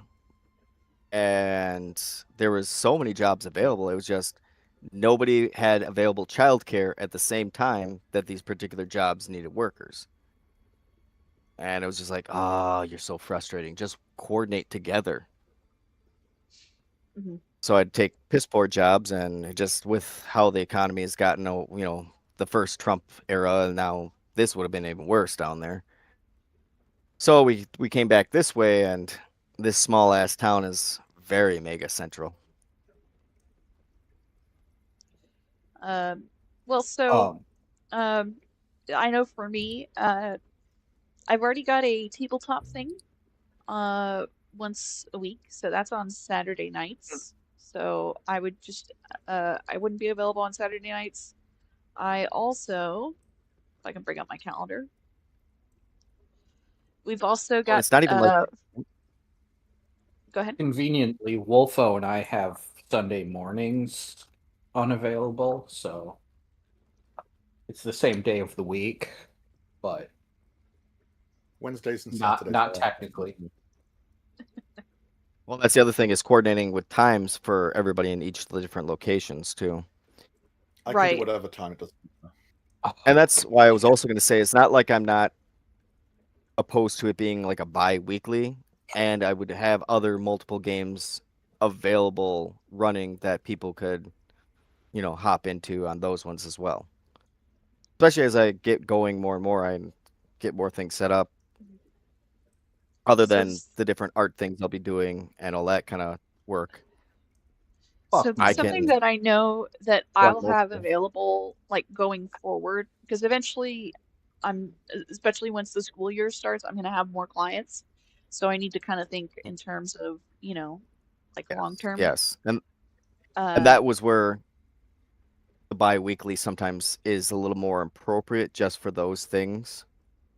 So it's not too long between, but it's still enough that people can coordinate if stuff happens in their life and whatnot. Well, yeah, we can always. It doesn't have to be set to always every week. You know, we can switch between weekly and bi-weekly as needed. But so I have available definitely Sunday nights. I have Tuesday nights, and I have Wednesday nights.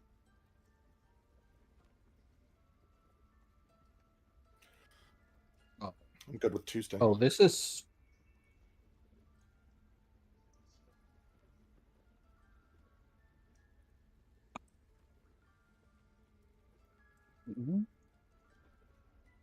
So how do we feel about Sunday, Tuesday, and Wednesday nights? Sunday and Tuesday are good for me. Okay, Sunday and Tuesday. What about I'll for you, manage. Jasper? I will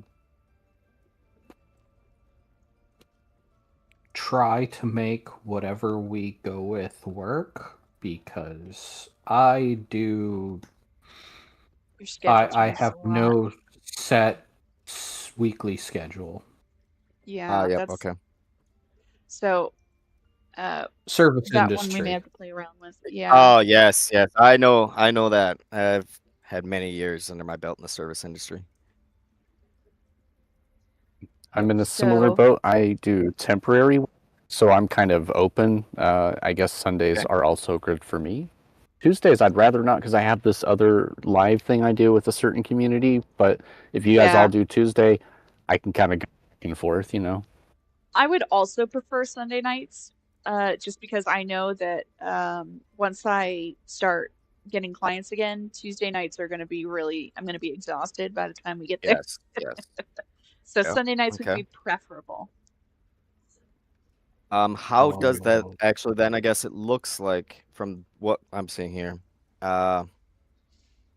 Chester, for Sunday nights for you, I guess would then be the question. How do those usually look for you? Sunday nights are the nights that I normally watch Bad Science Yeah. Sunday.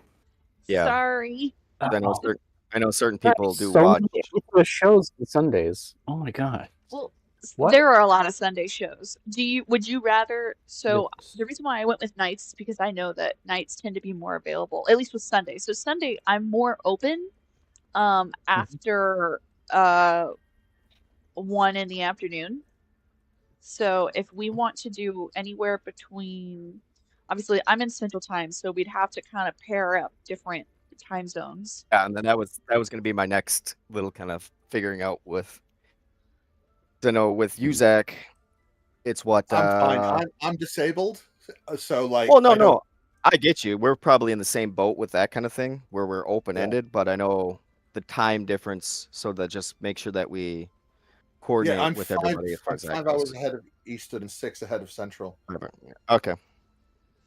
And if Okay, you was to do so like 5 Eastern, I believe or I'm in 6 Central. that's fine for me. okay, then you I'm in probably. Eastern, So which Zach, makes I me imagine. the odd man out. I imagine, Zach, that if you have any disability like me, are you able to, like, what's your sleep schedule like? Is it like you usually sleep at it? Yeah, mine is. I'm a major insomniac, so that's why I'm Oh. talking to you at 5 in the morning. So that's actually that's where I am. In fact, I just managed to flip my schedule a little bit, but then I napped during the day and I might have fucked it up. So I do that. I'm just going to speak to this on Zach's behalf and let you know that Zach has been streaming for 6 hours straight, which is the maximum amount of time that Evimu will allow him to stream for at a time, and then it automatically cuts him off, and then he came here. So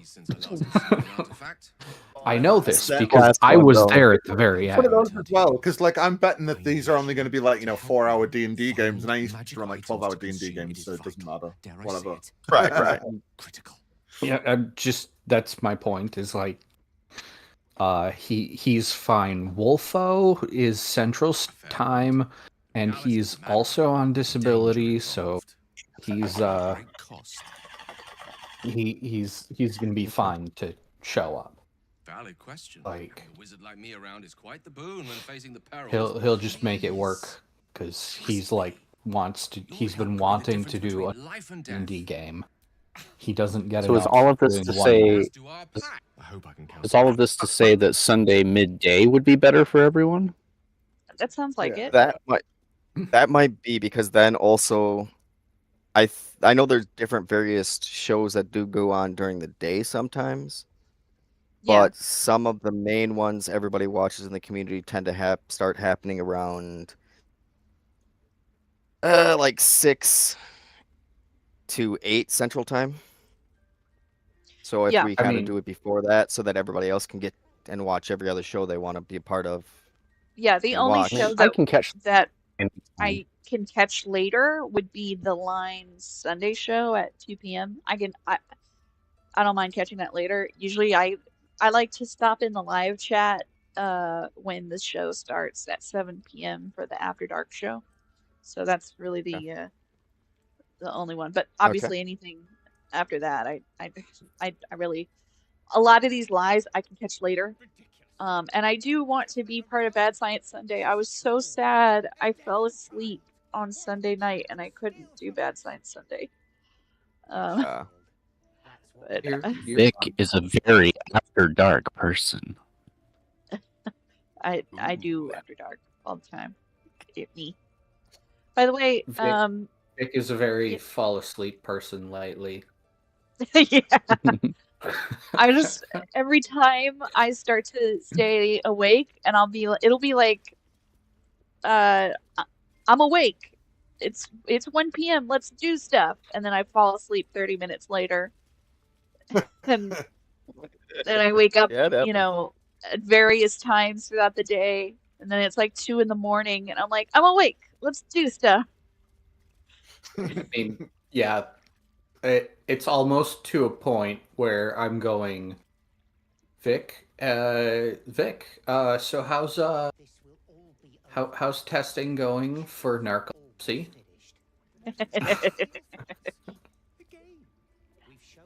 It's wired all the getting time. close. I've not slept in 2 days. It's funny because for like a hot minute there, I was starting to wonder if I might have had something adjacent to narcolepsy. So something that is very common with narcolepsy is you get a sudden palsy in your legs where they just stop working and you drop. Interesting. You're still conscious, but Mhm. your legs just stop working. I have that happen pretty much anytime I get a flu. And I just can't support my weight on my legs anymore. Yeah, So I can see that. I was definitely wondering, but it's not to the point where I struggle with narcolepsy because narcolepsy it's sudden, right? In my case, I can feel the sleepiness. And I think it depends on the various person what their level of their degree of narcolepsy is. Yeah. I guess so. It's just something I have to I guess the point of this is that the moral is I need to stop because stop making this level of jokes because too often I think you cut out though. Yeah, so I was waiting for the point of it, and I was like, wait, did I miss it? Where's the punchline? I missed the punch. Yes, it cut out. Yeah, the punchline. I guess. Get rid of that at that point. It's just I need to stop making this particular level of diagnostic jokes because too often I am right on point, and people are going, "Yes, I actually am planning to get tested for that. Would like to be tested for that." I'm sitting there and I'm going, "Oh, well, I was going to express my surprise that you made this joke about narcolepsy, and then Vic starts talking about narcolepsy. I'm like, oh, so that's an actual thing. I thought you were just being funny. And, you know, as far as I know, you guys all know each other intimately. I have no idea. So, that, okay. Very, apropos. No, I'm just very too good at making jokes that are too on point. It's a burden sometimes. She thrives. I mean, You're there's a super reason clever. why I am the Lord of Fools. Yes. Okay, Sunday afternoons at some point, and we'll be using some variant of D&D itself, I suppose. Blech. Okay, 5e, whatever, on fantasy grounds. If there's particular things that you do like from the Pathfinder thing, I would basically just have to look over it real quick as far as getting myself familiarized with it. But from my basic understanding is Pathfinder really is just a souped up version of 3.5 anyways. Yeah, so it's 3.75 essentially. Yeah, it really shouldn't be hard to work it into the system. It is hard to get into 5e. The It problem is. with Pathfinder getting into 5e is because it's souped up. There's so much stuff you're gonna have to take out of it because like Pathfinder gives you like ability scores every 2 levels. And it gives you a feat every 3. And like 5e goes every 4 levels. You can either choose 2 ability score improvements or a feat. And that's it. Yeah, I'll work with your system. I'll figure it out. It's fine. But we're doing an RP heavy with some combat thrown in. We're not sure if it's going to be like mystery or investigation or politics or whatever. I don't know what all that's going to be. It'll be kind of touch and base. I'll basically start off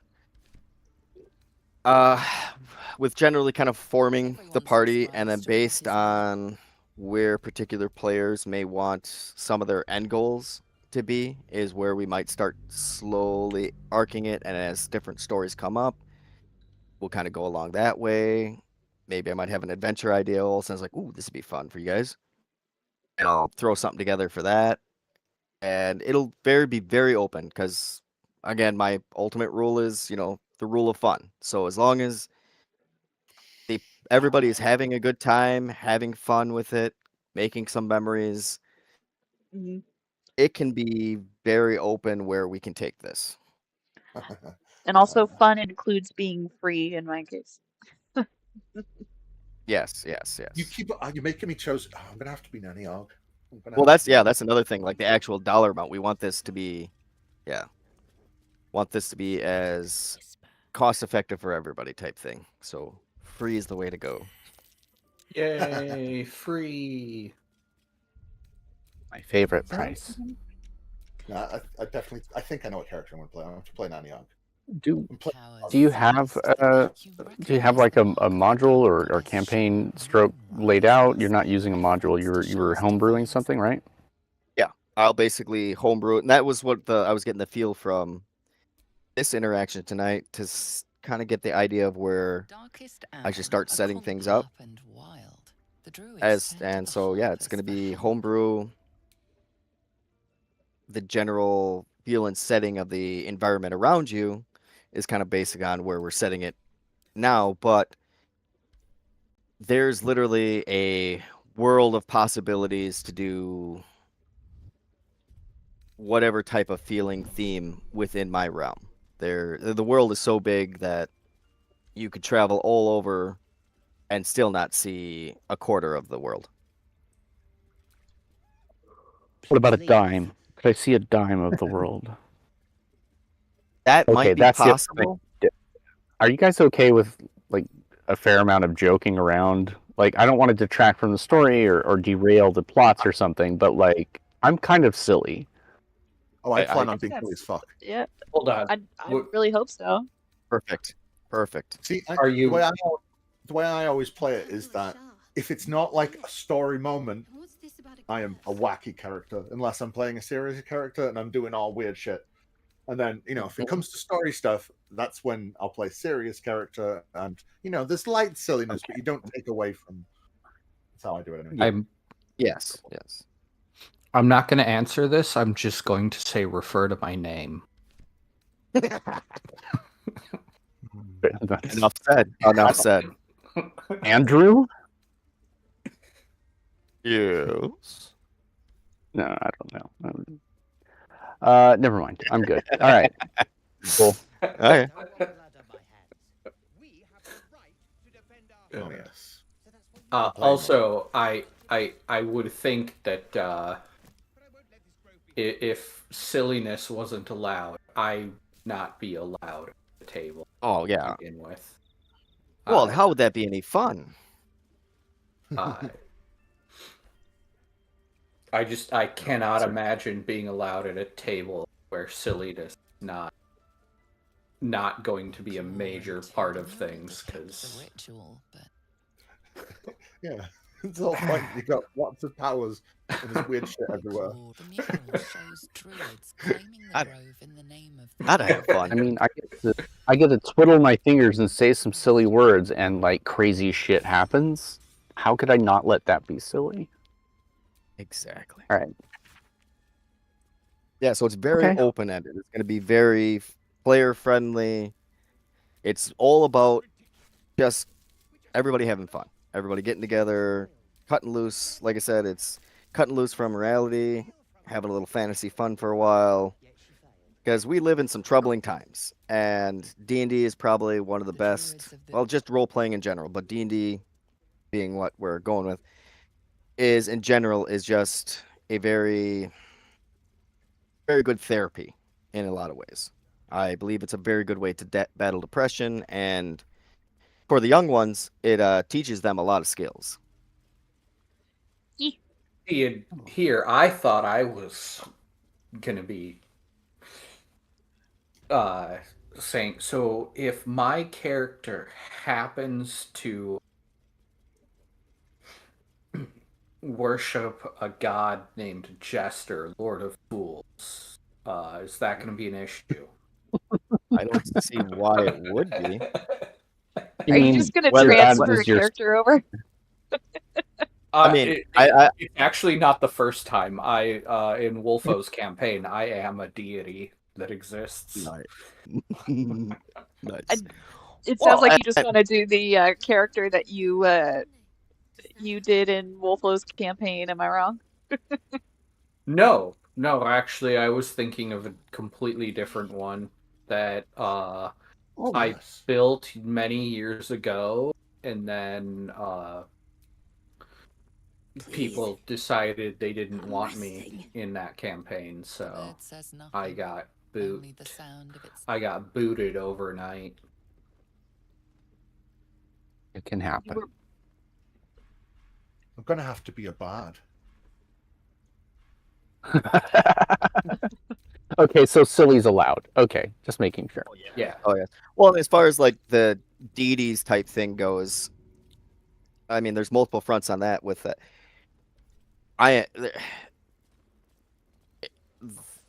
it's Dungeons and Dragons. There's literally could be countless number of deities, and more or less how I kind of have always looked at them and played them is they're literally just power X type creatures. They're no more, no less than any other creature in a lot of ways. So a new one coming to existence isn't really that unheard of or not possible. And I know I've had different games where there was that one I played a cleric for the party. It was just like, hey, what do you want me to be? And this is when I was at a manager at a game shop. And the owner's just like, yeah, we need a cleric for our stuff. And he's like, you know what I'll also let you do? You make up your own deity.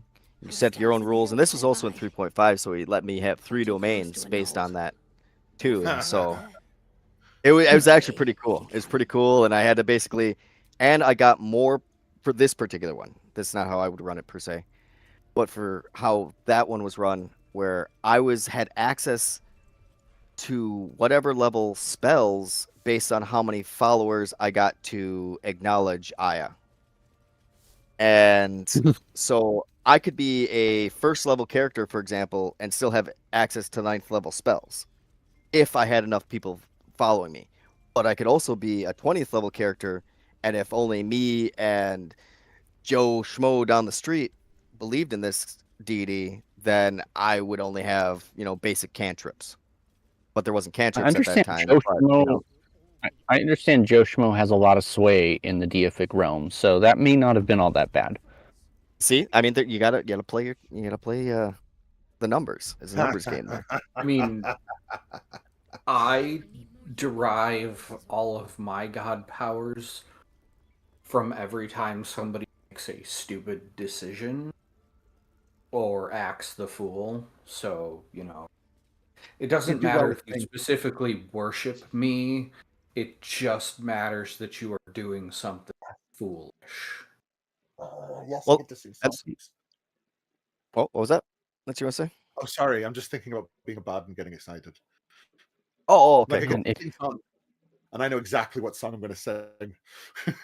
Nice. If you can get powers from being foolish, then in real life I'm very powerful. Hey.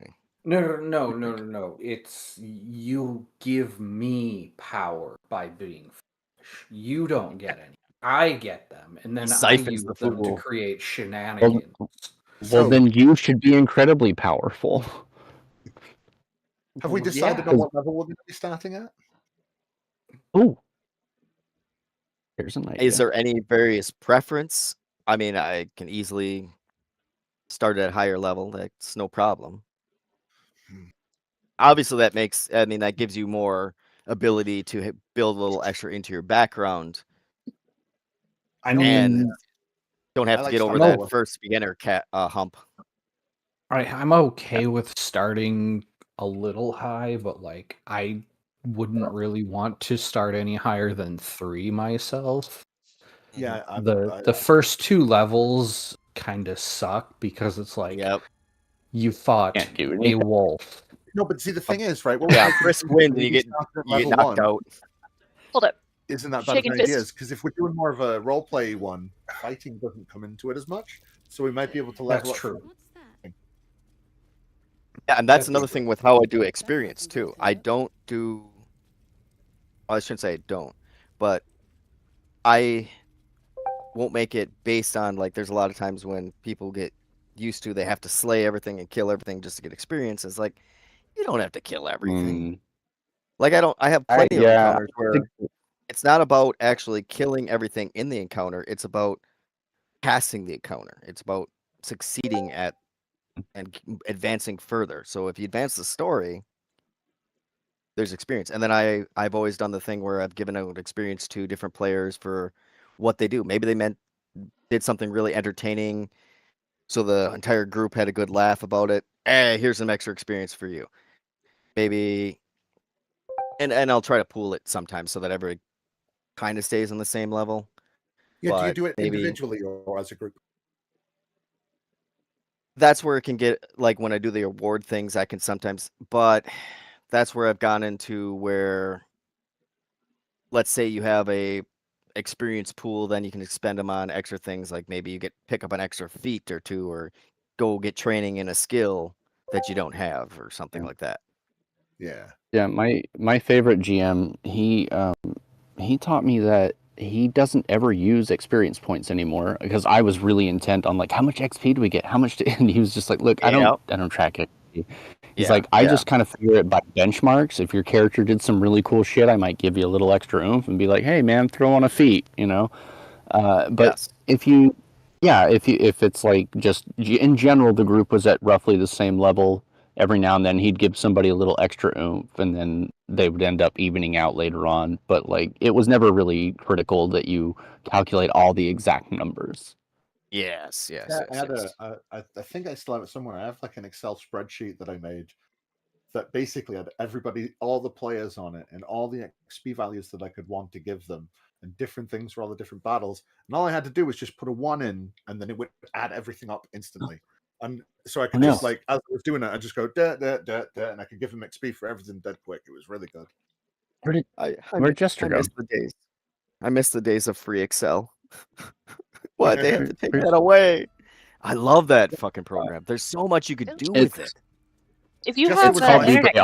connection, No. if you have an internet connection, you can now use the Google Sheets. Excel. Yeah, Yeah, that's what I Google was. Sheets. That's what Patty was telling me the other morning when we were talking Google about the Sheets whole is okay. our art stuff. It's okay. You just use LibreOffice. It's basically Excel, only without being quite as obnoxious. Heard about your antics at the gate. LibreOffice. You look Okay. well for someone that took on a troop Yeah. of goblins. There's lots of free Office software out there, I promise.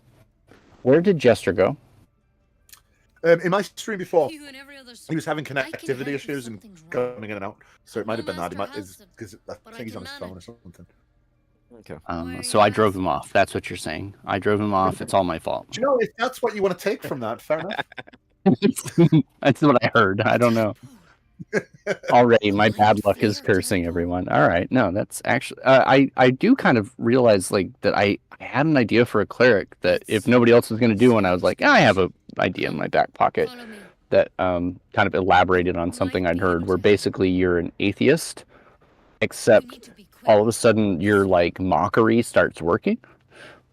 Oh, excuse me. Oh, great god of the Snazzlefroz, which helps gamblers and woe-begotten mistresses, please bestow this poor infant with health. And bing, all of a sudden it worked. What the fuck? Like, that's kind of disturbing. Like, I'm mocking gods. I've always thought they were silly and ridiculous and a bunch of bullshit, but for some reason, the jokes I make start having an effect. Like, that's such a great idea for a cleric, I thought. And I'm just like, I kind of want to run with it. Oh, right. And that's where I was think also the like, thing- Sorry, go on. Oh, I was gonna say where I'll play with as far as the clerics. So it's not that they have to. It's not that they have to, or that even each sect of them worships a given deity or a given pantheon of deities. It can literally just be maybe a concept of a certain power or something that they draw from. And given the world of D&D and the fact that there's so many different various level powers of creatures, I mean, look at your warlock. Your warlock, they make pacts with all sorts of other worldly creatures to get their powers. I honestly, I have a vague idea of what the warlock system is. I honestly have never seen that class in action. Hey, look, there's Jester. It's Eldritch Yeah. Blast. I mean, Just struggling with. it's An Eldritch Blast.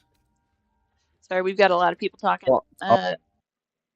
Well, that's another thing with spells too. It's not if we want to change spells and tweak them slightly, that's easy enough. Let's say, like for example, Eldritch Blast or Firebolt or something. Well, instead of Firebolt, I want it to be lightning elements. So your focus is on lightning type magic. We can easily alter them to make them give the feel and still stay within that power range. That's no problem. I have altered spells all the time and tweaked them and changed them. I've got a huge list of different spells that it's easy to change them up and make specialized. Works for me. Yeah, because it basically is coming down to, this is kind of the concept of, like if I'm the player type thing. This is the concept of what I want to build and be. I'd like to grow towards this goal. How can we facilitate to make that happen? And it's, again, comes down to the ultimate rule of fun. So as long as everybody's having a good time, we're all enjoying ourselves, I can more or less figure out a way to make it work. Fun. Okay. There. I've just put my Thank characters you. down. So is Okay, there I'm any here. particular? So I'm really used to being the character that's like the diplomat and Ooh. bumps up the charisma. But since I've done it so often, I am happy to give, like usually the party has the one person who like bumps up their smooth talking skills, you know what I'm talking about? Sure, yeah. Well, The high charisma person. The face. But Yeah, and I mean, even still, like that's another reason, or another thing with where we're going, and in general how I run them is we don't have to fill just a certain niche for the party. It's a lot about we all kind of want our particular character to develop and be their own. We just happen to be able to fit into a particular niche because of how we built it and how we want to play their character. So we don't have to build. You don't have. Okay. Nobody has to really build their character. Oh crap! I have to be the healer all the time, and I can't, step up and bash a guy's skull in. I gotta always be the nice person healing. I can't be some vengeful, Nah, drunk I person. no, You do no, I whatever. know. Yeah, It's all about, yeah. I got that. So yeah, if you want Yeah. to play something different, you want to go for wherever, that is awesome. I honestly really So, like mentally challenged wizards, but that's me. Oh jeez. Oh gosh. That could be interesting. That's for sure. And I say mentally challenged. I guess that what I mean is I don't mean mentally challenged. Let's say socially challenged. Well, yeah, Socially, they've got okay, very yeah. dramatic problems like communicating. Very low charisma. Charisma is my dubstep. Oh yes. Sorry. I just saw Mona Og. Zach's picture of Yep. the Mona Lisa sitting there. No, that's the Mona Og, my friend. That's the Mona Og. Mona Og. I The think smile you can follows you across the share room. it, right? the Mona Og. It's It's my character. it's Go on, play it. Oh nice. I can't tell if is it following me across the room or is it like burned into my brain? Either way, It does have that becomes effect. invincible. It does have that effect. That is true. All right. I am really gonna have to figure out if I can get if I can get Fantasy Grounds to work properly, because I might be completely spinning my wheels here if I can't get this to work. yes. If So it does, we can figure that out. Oh sorry, Yeah. I should let you go, Vic, first. I was just gonna say if we should figure out like if one or the other is an option. We can either do Fantasy Grounds. I would have to download it first, but I wanted to see first if everybody can access it.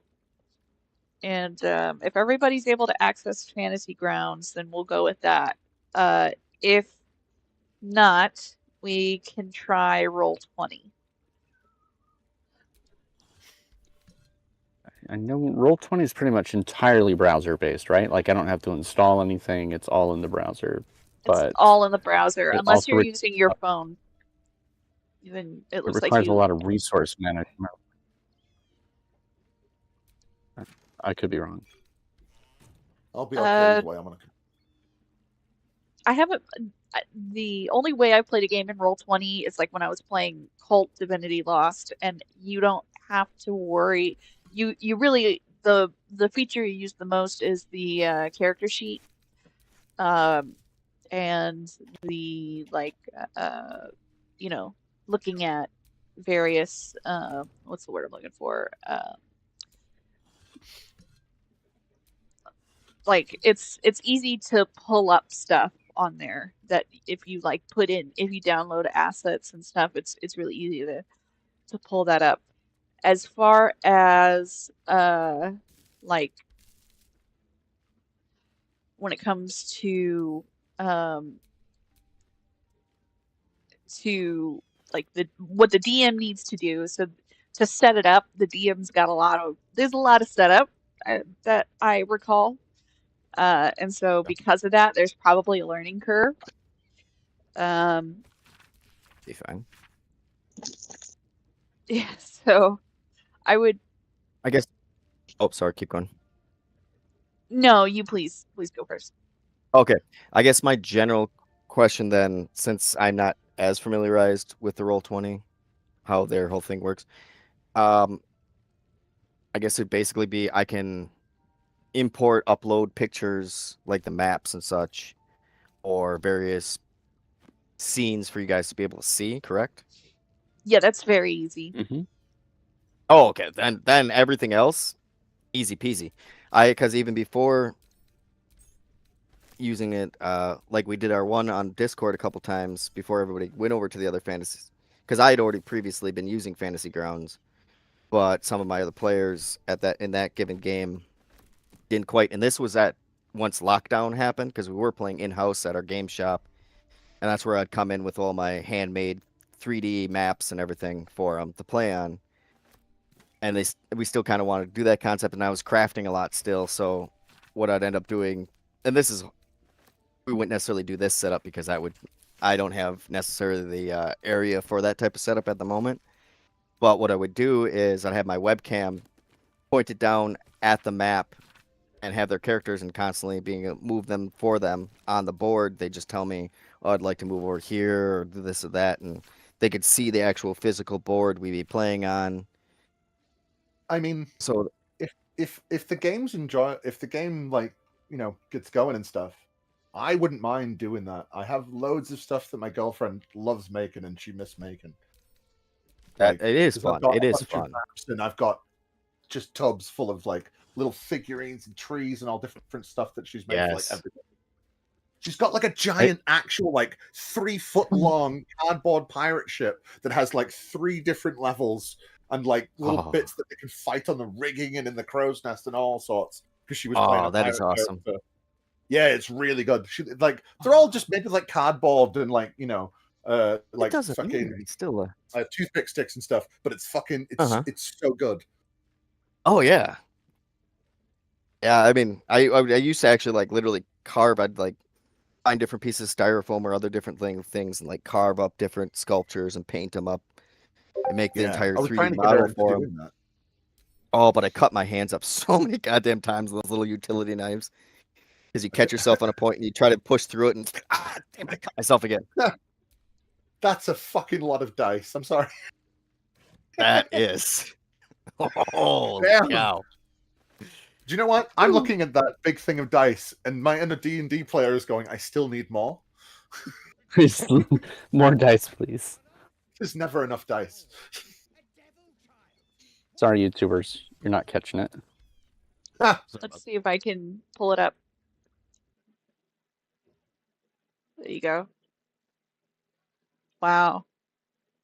So a little gesture change. My dog would eat that so quickly. I can't believe their dog isn't eating it. Your dog eats dice. Anything that he can fit in his mouth, he grabs. Well, your dog's pretty young right now, though, still, right? That's that new puppy that you got, right? No, he just had his 5th birthday. He's just a troublemaker. Oh, okay. Yeah. That'll happen. Trouble. Oh, fuck. Well, but even if for Wolf, you're saying here about limited to 2D maps, you can always work around that kind of concept. I mean, that's not that hard. I guess I can envision different things in my head constantly. That's okay. I only have a 2D screen. Plus, it's one of those. If it's a game that's not going to be combat focused, it's not going to matter as much. Yeah, true. Very true. Why? Oh, I mean, I remember this one original game. This is way back in the day. I ran this one game for my neighbors, and we didn't really have miniatures at that time. I mean, there was miniatures available, but it wasn't necessarily as widely as available as it is now. Mass produced. You had to kind of go to specialty places to get them, and there wasn't a lot of maps or stuff out there.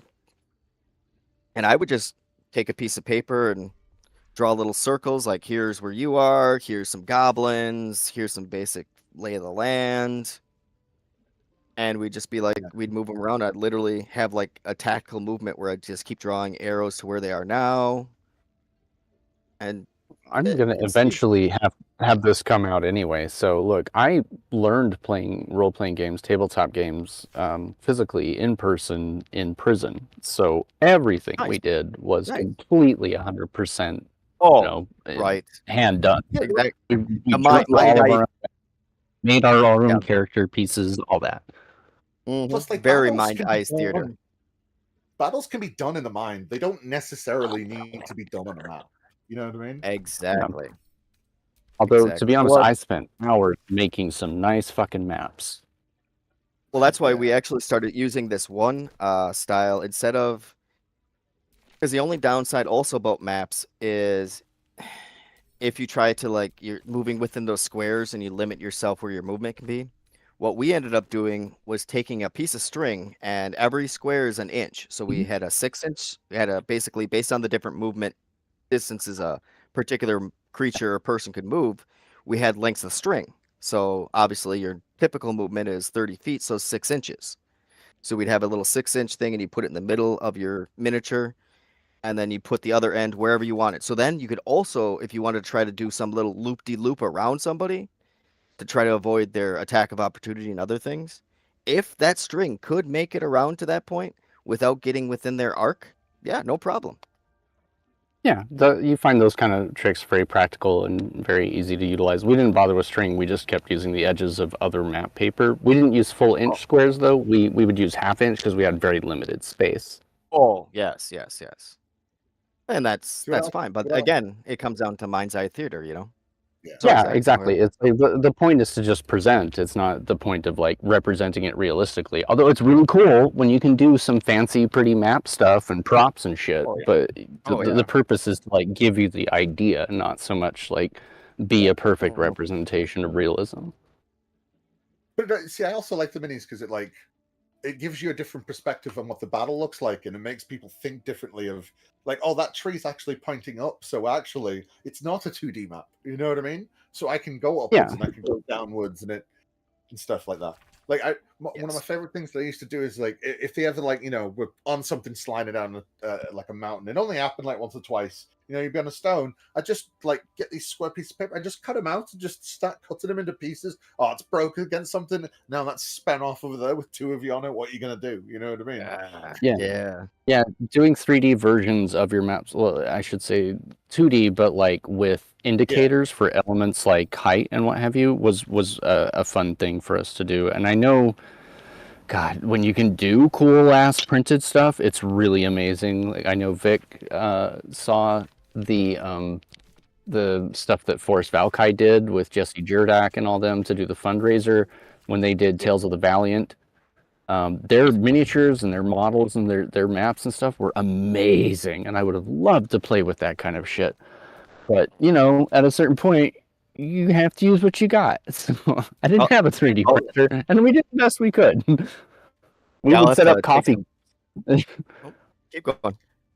We would set up like coffee cups or books or whatever to represent like, okay, so these books represent like the sides of the valley. So if you guys need to go, like, it was just a way to utilize what we had, Yeah, exactly. But I should take some pictures of the one because there's also within that beginning of the campaign where it made the Troll Skull Manor for them. There's the beginning part of the adventure before they get to that in Dragon Heist where they go down to the sewers. That entire sewers map I created piece by piece for it. So like room sections that they get to, instead of seeing the whole map, they'd have to actually go through a section and then I'd attach it to it. And it was all 3D built, had the sewers going through it. It came out looking really nice. And my players did appreciate a lot of that different 3D stuff that I was doing and spending a lot of time making that kind of stuff for them. Because I wanted to give them that little bit of fun environment and extra feel to things, especially for the players might have a little difficulty in the initial imagining things themselves. So having something that they can tactically see helps them a little bit more, kind of immerse themselves better. But once they start getting going and they get the feel of the game, usually that can get brushed aside a little bit more too. It's like I can't remember what I was going to say. Never mind, sorry. No, it's all good. I'll put it in the chat. But here's like one of the battle things that my missus made. I'm gonna quick jump in. Thanks for joining us, Bleed Bro. It was nice that you came along, and I'll send you an invite to the RPG server. I'll also be sending an invite to anybody who wants to join the game, and we'll continue communication for the campaign on there. Oh, nice. I like that, Zach. Yeah. That's Yeah, cute. because really all it is, it's some kind of just a representation. Like I was kind of saying, it's just kind of a general representation, so some players can kind of help immerse themselves a little bit more into it. Well, that's what I was going to And say. kinda Yeah, get- like the thing about these things, once you make them, you might make them just for one game, and you go, "Oh, it's one thing." But then you've got that thing for later, and then you make another thing, and you've got both of them things for later. We've got loads of stuff, but it's very slowly accrues, and then you're just like, "Oh, no, I've got something for everything. Don't worry about it." You know what I mean? Mm-hmm.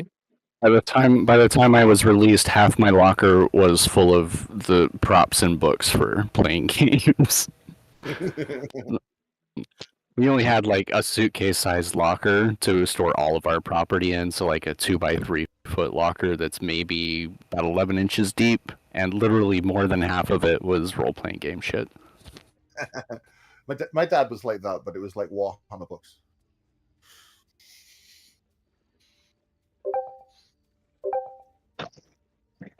Oh, and he makes it back. You're back. Very Yeah, trusted. outside. Yeah, I am. I worked hard at being trusted. Oh no, Jester's a robot now. Am I? Awesome. A little bit. Happens to the best of us. I mean, I'm outside on my cell phone at 8% charge because I checked my internet service provider and they're experiencing an outage. So hey Jester, how old are you? 34. I'll be 35 next month. And you don't keep your phone charged? What's wrong with you?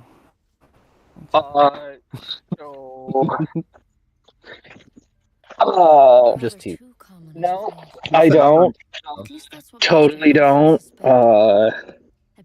I don't honestly know how it got to 8% today. It has been on a charger quite frequently because I need it for my job. All right. Let's see Well, what then we can do. let's blame the phone. I blame the latest update that made Gemini into anything strange happening.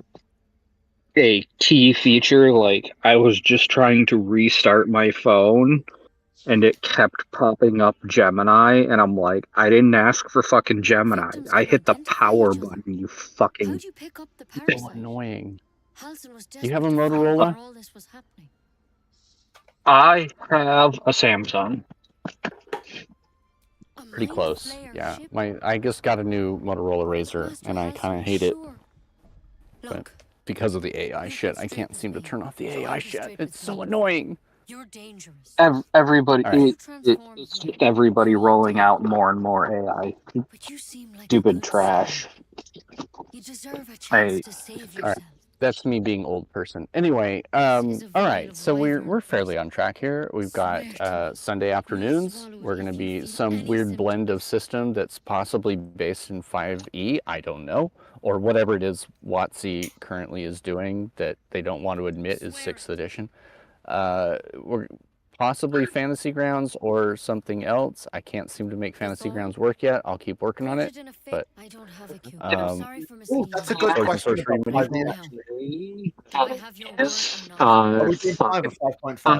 It's not 6. It's 5.5. It's just that a lot of it is trash. Here. You know, I've spent my life teaching film and never once saw I hate a mind WotC flayer so bad. infection. RP heavy. Some combat. Okay. We have a healer, because Vic has come to our rescue. Victoria shall band-aid us. What the hell's was And of course, we also charismatic face, the bard. Well, and if we're using a mix anyways, it's not like I mentioned earlier, there's other classes that do have healing styles with them. Oh, yeah, I didn't mean healer as a class. Is that actually a class name in D&D? Well, we're just talking, I would say, like the generalized concept of a healer. Yeah. But this one gives you Yeah, powers. that's all I meant it Not as, is yet, the but Band-Aid. yeah. That's all. In fact, I'll just change her, because I'm keeping notes, so I'm just going to change Hard this to to say, ambulance. but there's a lot we don't No, no, know. no. That way. That's why clerics are In great fact, because when they're an Master ambulance Halsin with heard a the big fucking adventurers were hammer and heading really that heavy way, armor that whatever shoot he lightning found at you. there, Yeah. he didn't make Can I it hit back. somebody with my hammer now? No, go heal. I Damn think it. so. Then There's instead of no reason you calling can't do me, both. You A though, nice healing you're blow one from of the them. hammer. Technically, if you can Oh, find yeah. Halsin and get instead him of over calling there, me rogue we or can discover ranger, what he call knows. me ambulance Perhaps he chaser. can save your life. The way I see it, you Or have two always like options. the rogue I that you don't give envy your a choice. dagger of Kill me. healing. Well, let me just This is stab the you and hand heal you. fate's dealt you. Yeah, I I've had can't that make before. any but I know this for sure. Mm. I mean, Just let me Master stab you a little I'm bit. Halsin Just will a really quick always spot. add vials your own. I'm a big fan of the I wish I glass could tell you cannons. I more, love being an but arcane only those caster. all That's I kind of can my say for vibe. sure I'm into it. is the So Emma if went to nobody the else is going to hotel be Saloon. dabbling in the arcane Good luck out arts, there. then I shall And if have things to start to go endure bad, that lovely tribulation for us all. Yay! I I was thinking rogue. I know I just did ranger and they're very similar, but I like being rogues and rangers, and yeah. Well, and yeah, and it's not like there's not different play styles in that. I think, yeah, because that one campaign I had two rangers, but each ranger was completely different from each other in their general style and playthrough. Yeah.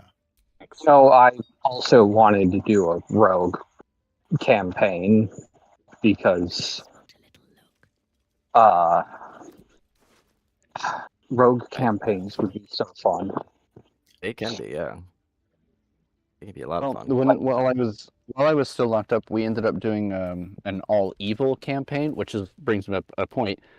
If there are any alignment constrictions, I would like to know ahead of time. But we did an all evil campaign, and we kept the party cohesive by ensuring that everybody was on an infernal contract. So you could not betray the party. You were required to support the party goals. So that kind of kept some of the PvP crap down. We played through it a few times, and then we decided that, we liked the module a lot, but we wanted it to be more challenging, so we all played clerics. And that's when I Yeah. mentioned earlier the idea of everybody's a cleric, but because you can make it pretty versatile. So doing like an all one class game is kind of fun for if you've already run through a module a few times or you've done the same campaign concept a few times, just to add some diversity. But it also kind of forces you to be really creative about how you create your character and what they do exactly. And I got to play one of those clerics who doesn't ever fucking heal anybody, but just does a lot of inflict spells. Oh, that was a lot of fun. And then two things I guess you gotta say something, Jester? Sorry, you weren't here for a while, so I'll let you speak. I'm just gonna say that as much as an evil campaign tempts me, I am a good boy, and I always end up playing chaotic good because I'm I feel you just there. like I couldn't even do the evil campaign in not the evil, like the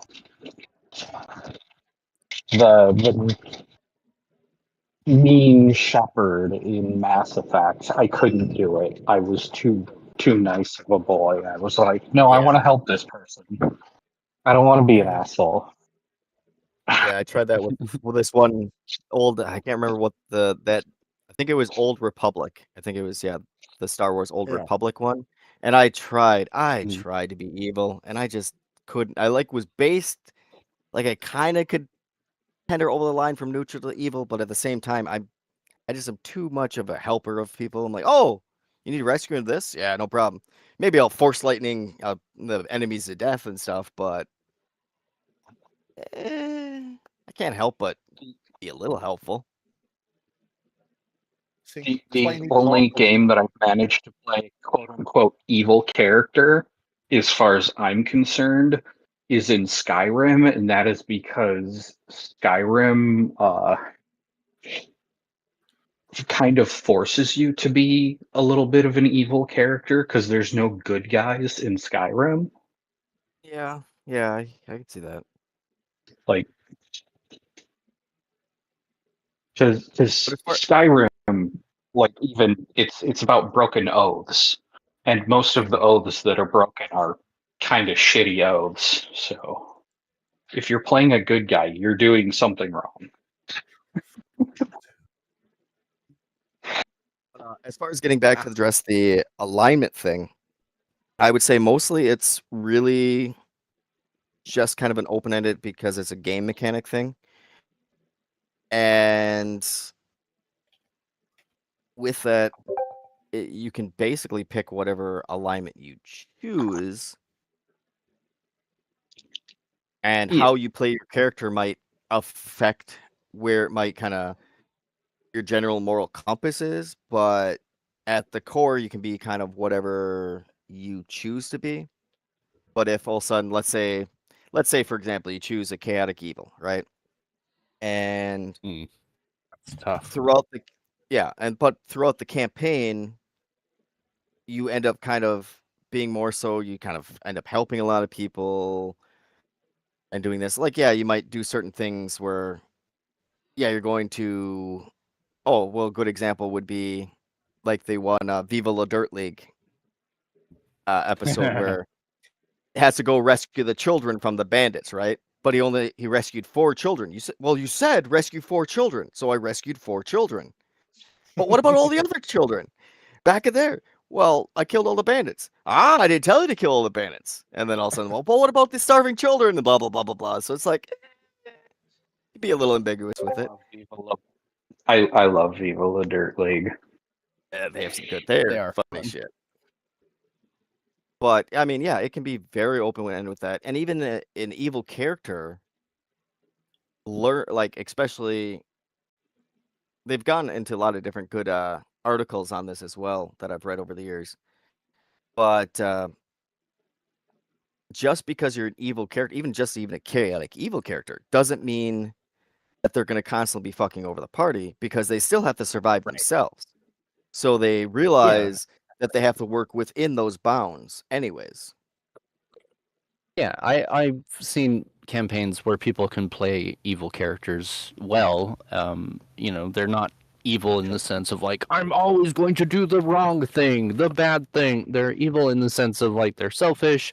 They don't actually have a lot of concern for other people. But like, think about the real world examples of things you might call evil, and you can see how you can play an evil character effectively in a campaign where you still maintain group cohesion, right? Like narcissists still get along with perfectly lovely, good, ordinary people, but they are evil people, An abusive narcissist is fucking evil, but they still get along. They still make their way. They still pretend. Mm-hmm. So, I mean, that's very open. One of my favorites was one my friend was doing, and he was, between every session, he was telling me all the things. Like the DM was the only one who knew that he was chaotic evil, and he was just basically going through every day as if he was, chaotic good. But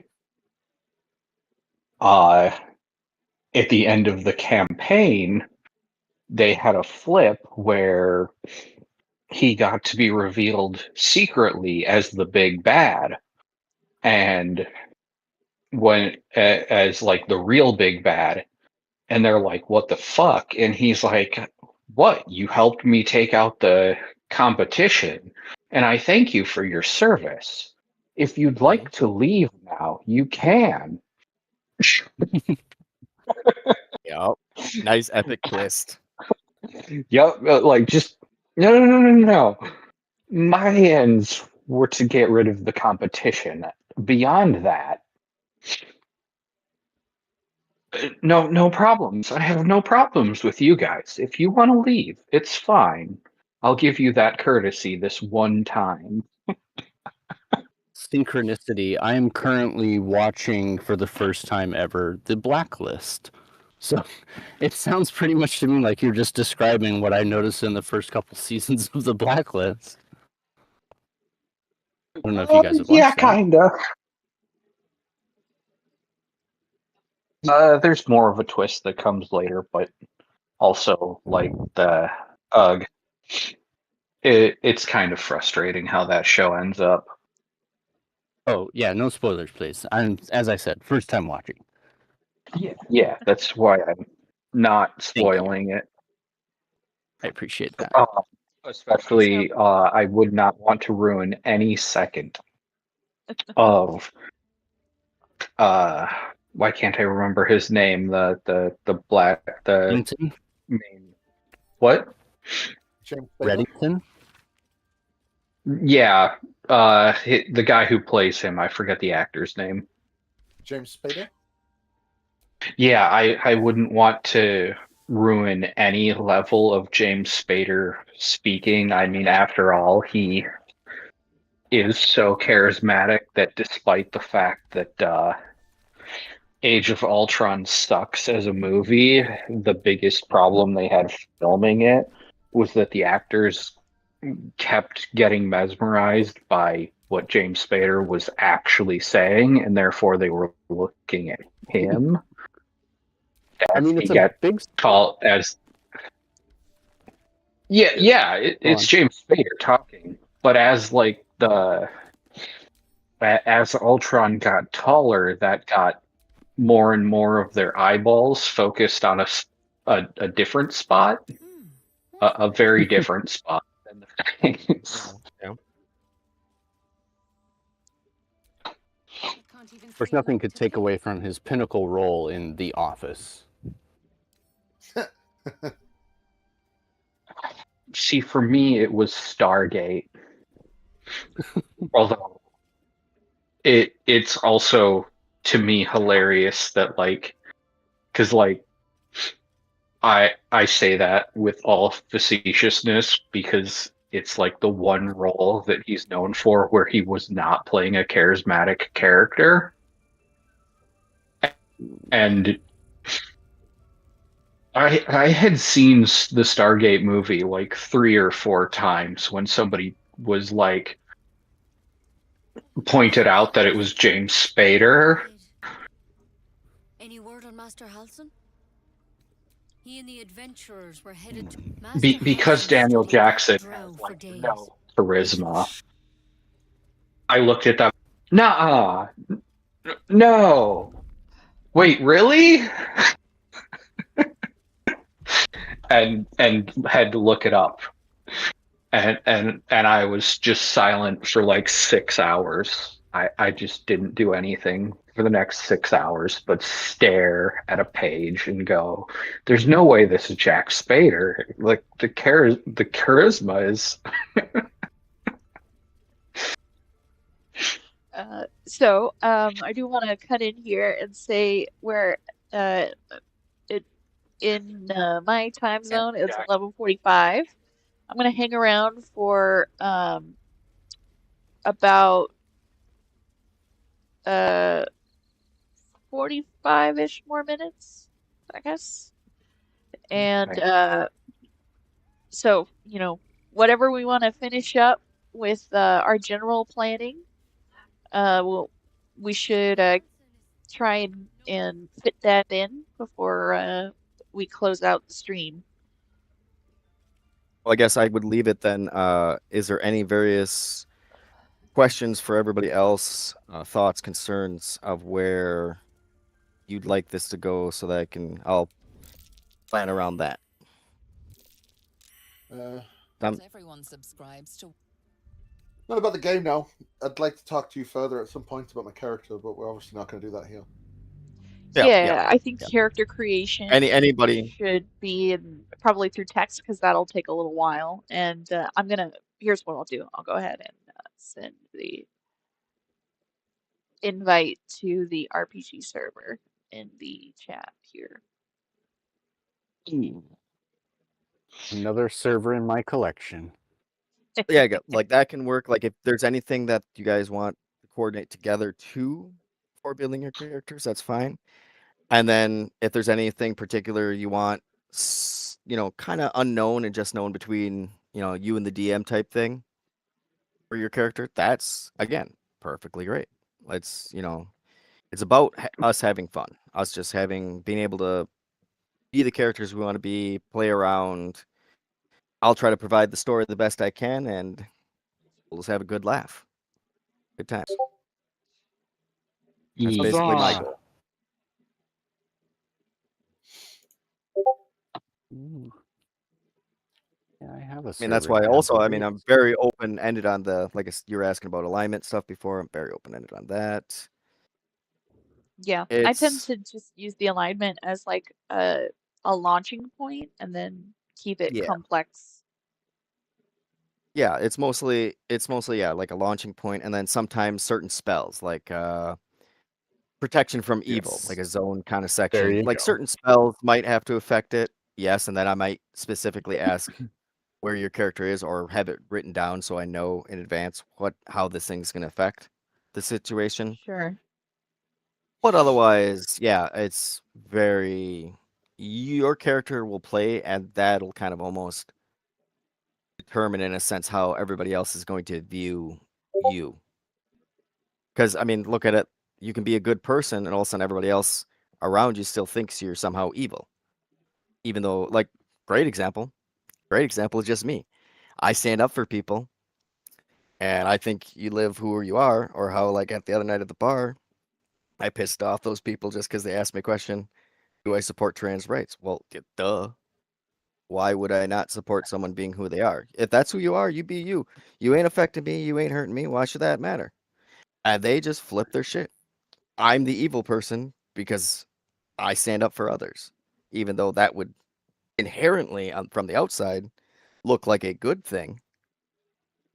To that particular group, it's viewed differently. So that's why Please feel free to it's come to Buffalo and I'll buy you a drink. so I mean it's all just about having fun, really. I feel like that particular group, the morality is you're free to be whatever you want as long as whatever you want is an asshole. True. That seems to hit the nail right on the head right there.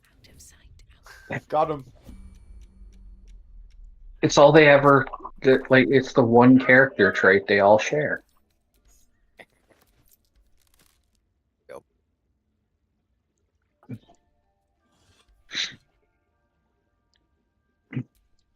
Let's see. So kind of have the general environment and area. Figure we'll at least we can start in, and there's always ability to travel because there's even around in that area, that kingdom where Norsehaven is.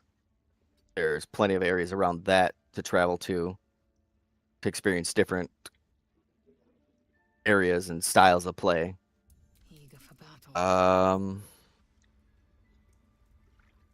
Not that. No, we're going more of the RPG style instead of combat focused.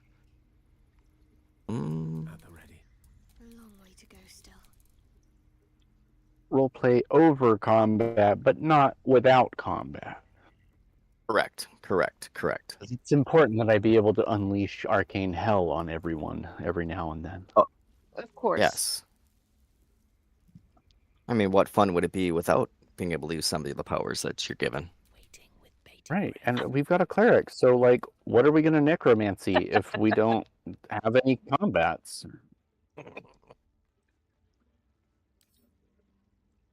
Agreed. Well, I'll say nasty things and I'll hurt their feelings and they'll take damage, so it's okay. Excellent. Vicious mockery. Oh yeah. I don't think I've ever actually played a bard before. This should be What? interesting. I signed up for Owlbear Rodeo a while back, and I'd forgotten all about it that I had that. I actually kind of Owlbear, liked it. pretty good. Yeah, I kind of liked its interface. Like, I'd forgotten about this. It's only gotten better since. I assure you. And it has a music player. Dynamic As long as it's fog. got- Weather. The dynamic fog isn't that dynamic. That's like the one thing with it is it's not. All right, I guess I'll have to look at the guide. I think I kind of like this. All I know is I've been struggling to get the freaking what was it, Fantasy Grounds to actually run. I don't know why. Yeah, that's bummer. Yeah, I don't know what the hell the problem is. I don't know. I'm used to this. I opted to get rid of Windows because it was just so many problems, and I have deep ethical concerns about the way Microsoft does things. So I was like, "Fuck this!" I'm Linux, and I know that I'm giving up a lot of functionality. That there's always a matter of like everything I try to do is a problem. You know, I'm willing to do that because I want to not use Windows. So, and of course, I wouldn't use Apple. Come on, nobody seriously. I cannot uses argue Mac. with you on that one. It was just like even when I shut down my computer, we had a storm coming through before when I was kind of in the other chats with YouTube. And so I kind of shut everything down for the moment.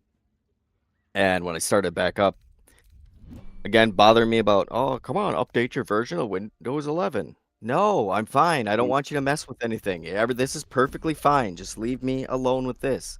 And you won't even let me access my other computer because I have to pay you guys, what was it, like a $60 subscription?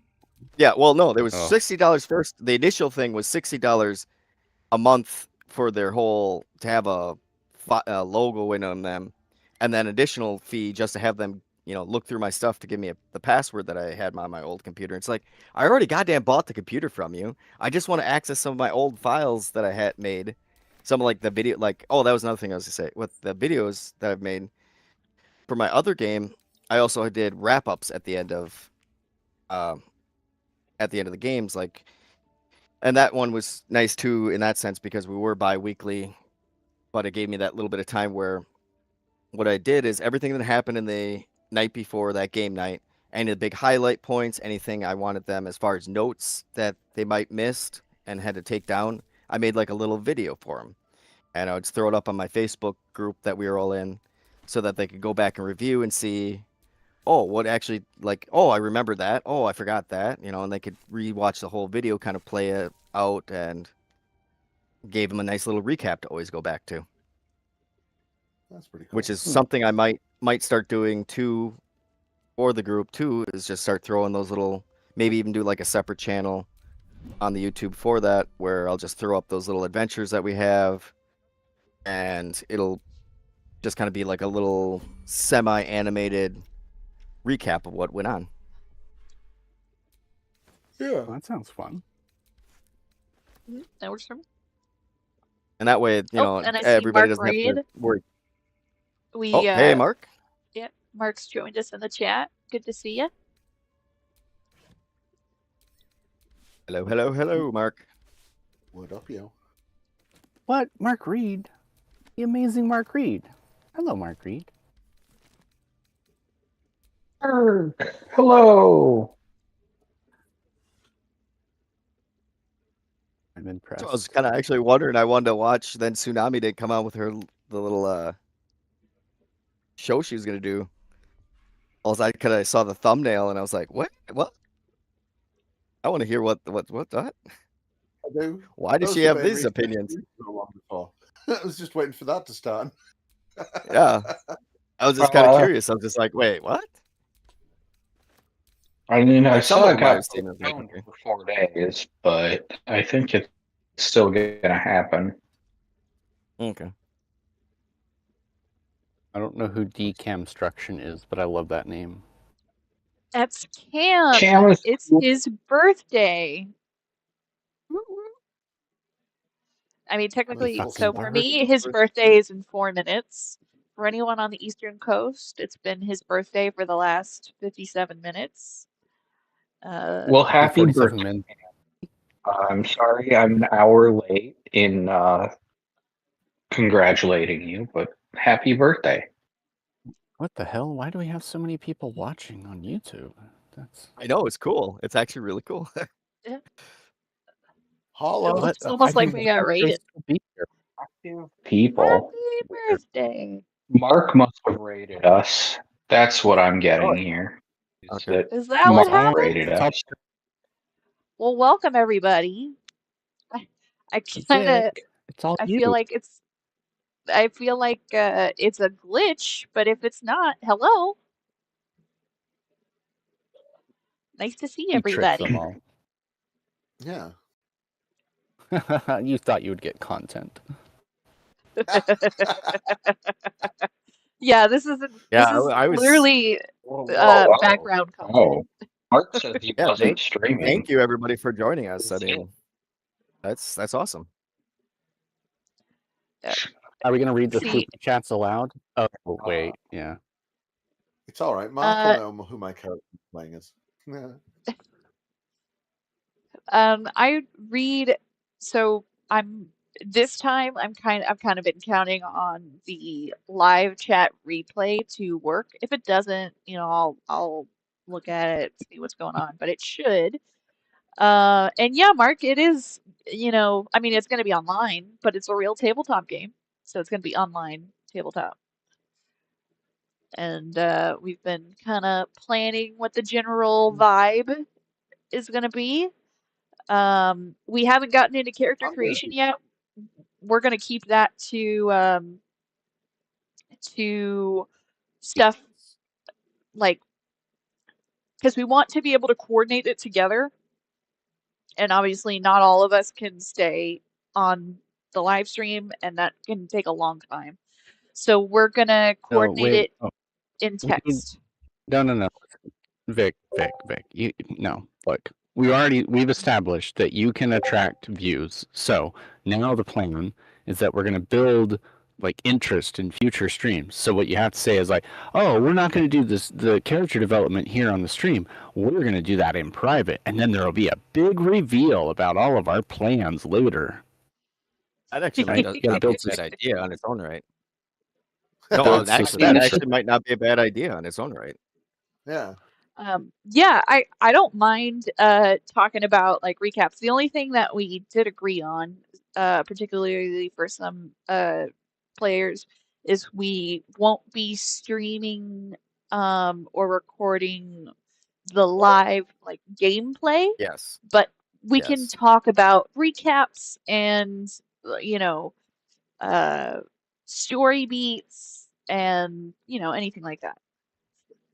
And then So one thing I might most likely will be doing is also, like I did for other campaign of mine, where I did a recap videos so that they can see what generally, if they miss some notes, they miss something that happened, they can look back at the videos, or even they just want to watch entertainment of what happened that night, some funny things they did, remember them, laugh about them again.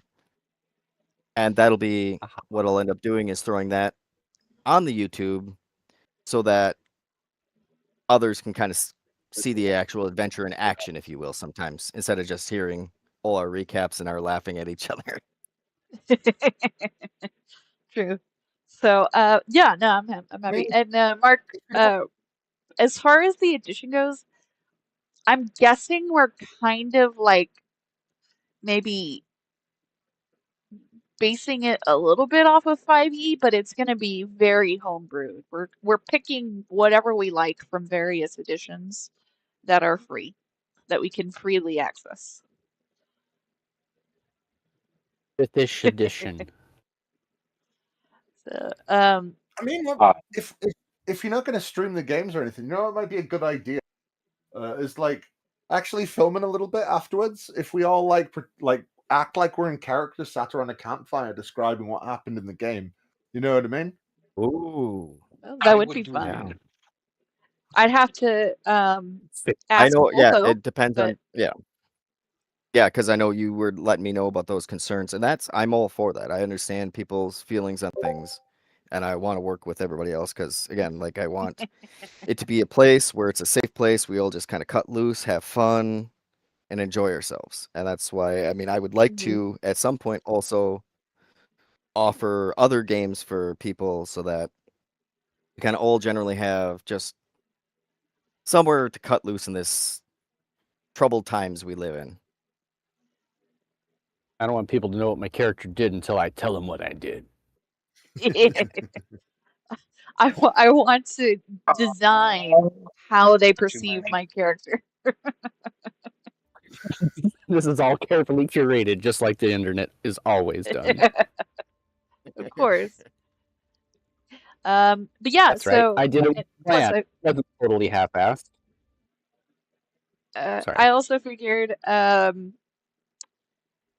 since we're literally just doing broad strokes planning for the campaign, that might be like a tad visually not very stimulating. So I was like, why don't we put some D&D with our D&D? And I put Baldur's Gate in the background. So I hope you enjoy the pretty graphics. Nice. Well, see, this actually would work out too, is if we kind of sit and do our regular recaps here sometimes, and then with me kind of working on those different videos, then that'll give both visual angles too. Because here we're talking about it, you get to hear us go on about what maybe happened in the adventure. You have your gameplay here in the background for people to watch as a visual here while they're listening to us. And then they can also, at some point, go look at the videos and check out the animations and see what happens. Because I kind of like, I don't know if anybody else, Spoon Staff Stories. The work she does is freaking awesome. Sir Six, I believe, just girlfriend, but the Spoon Staff Stories, they're hilarious. I really, because you watch it and it really does feel like you're like, yes, this is literally what it'd be like if I was sitting around the table with some friends playing this game. It feels like when you're watching it, you're like, yep, this is it. This is the game.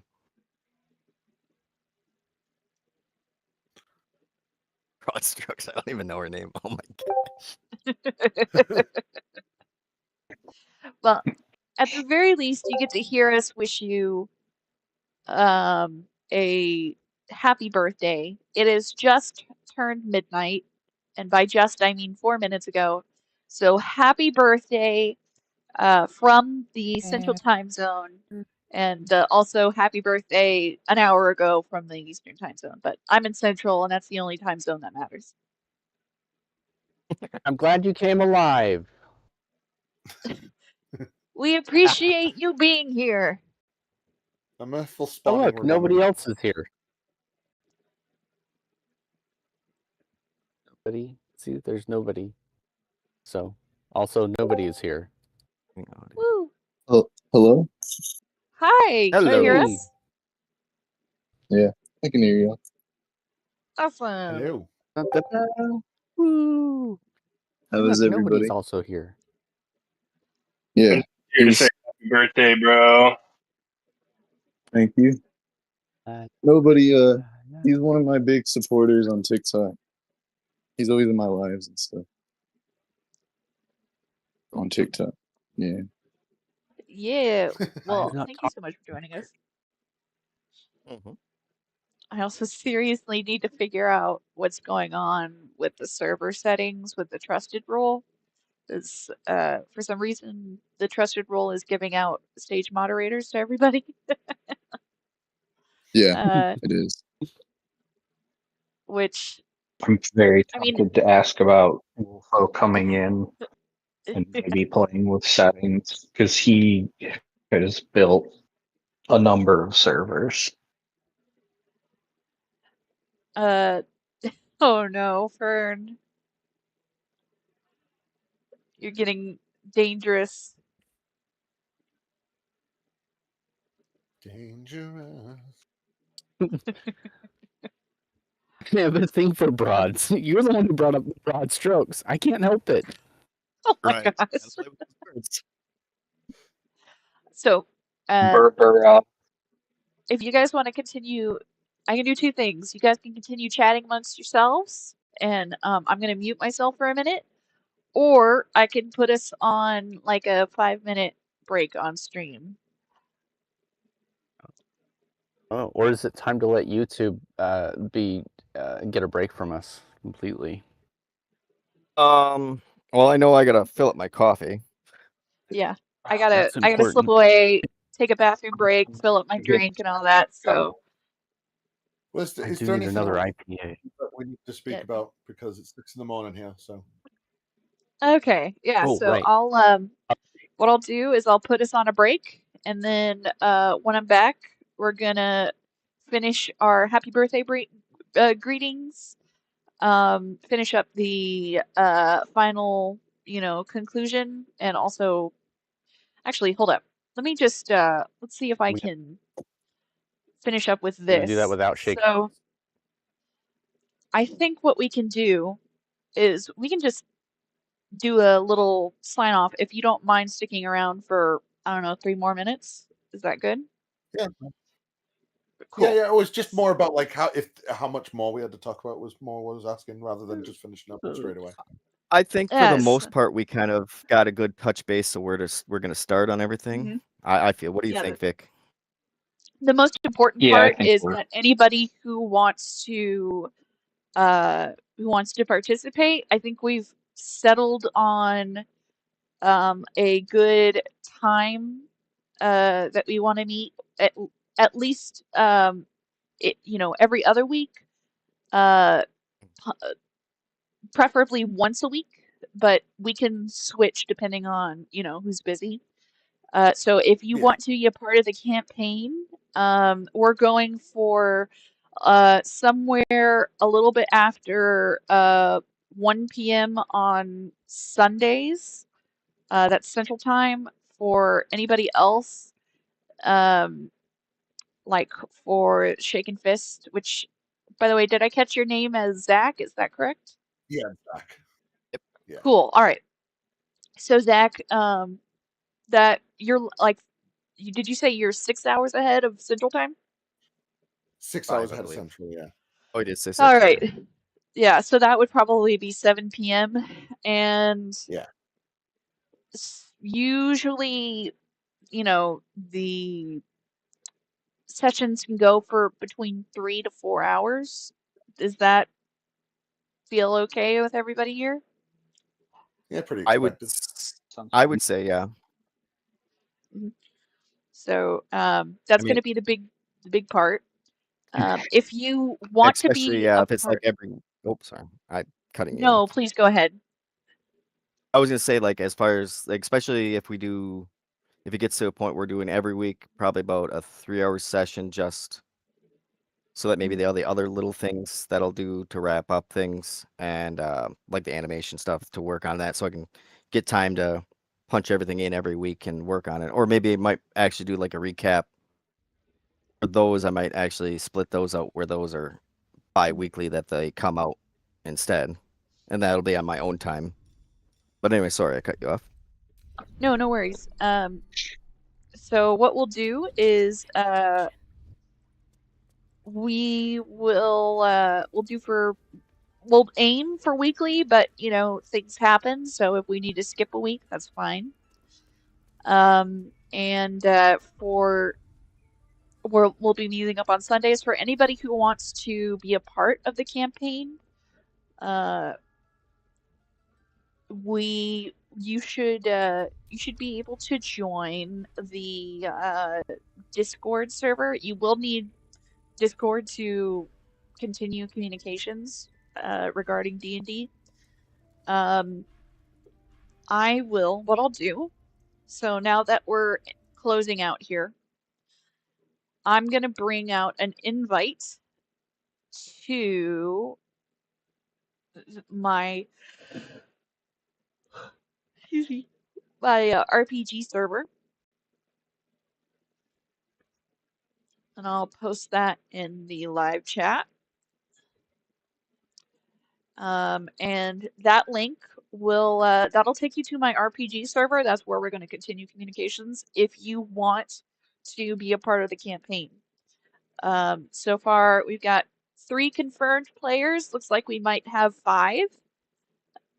It just looks like I think Zach and Fern are you guys wanting to play weekly or I'm bi-weekly? definitely down. Yeah, I'm Okay. definitely down. I've got my character I thought would out like and everything. And Fern? I would very much like I to, if you'll have me, Okay, yes. cool. Absolutely. Sweet. Yeah, that sounds great. So looks like we've got 5 players. It's a really cool army, I promise. Would be Anyway, accompanied by banjo music. that's just it was an old guild from World of Warcraft that I originally made the server. I can rename the server because that's really not what the focus is going to be. But the focus is just going to be fantasy RPG sort of stuff. So it's gonna be way more generalized, not so specific. So anybody who would That's a like long name to for a play. server. Sorry, what? That's a long name for a server. What? Fantasy role RPG kind of stuff. That's a long name for a server. Just we should think about shortening it.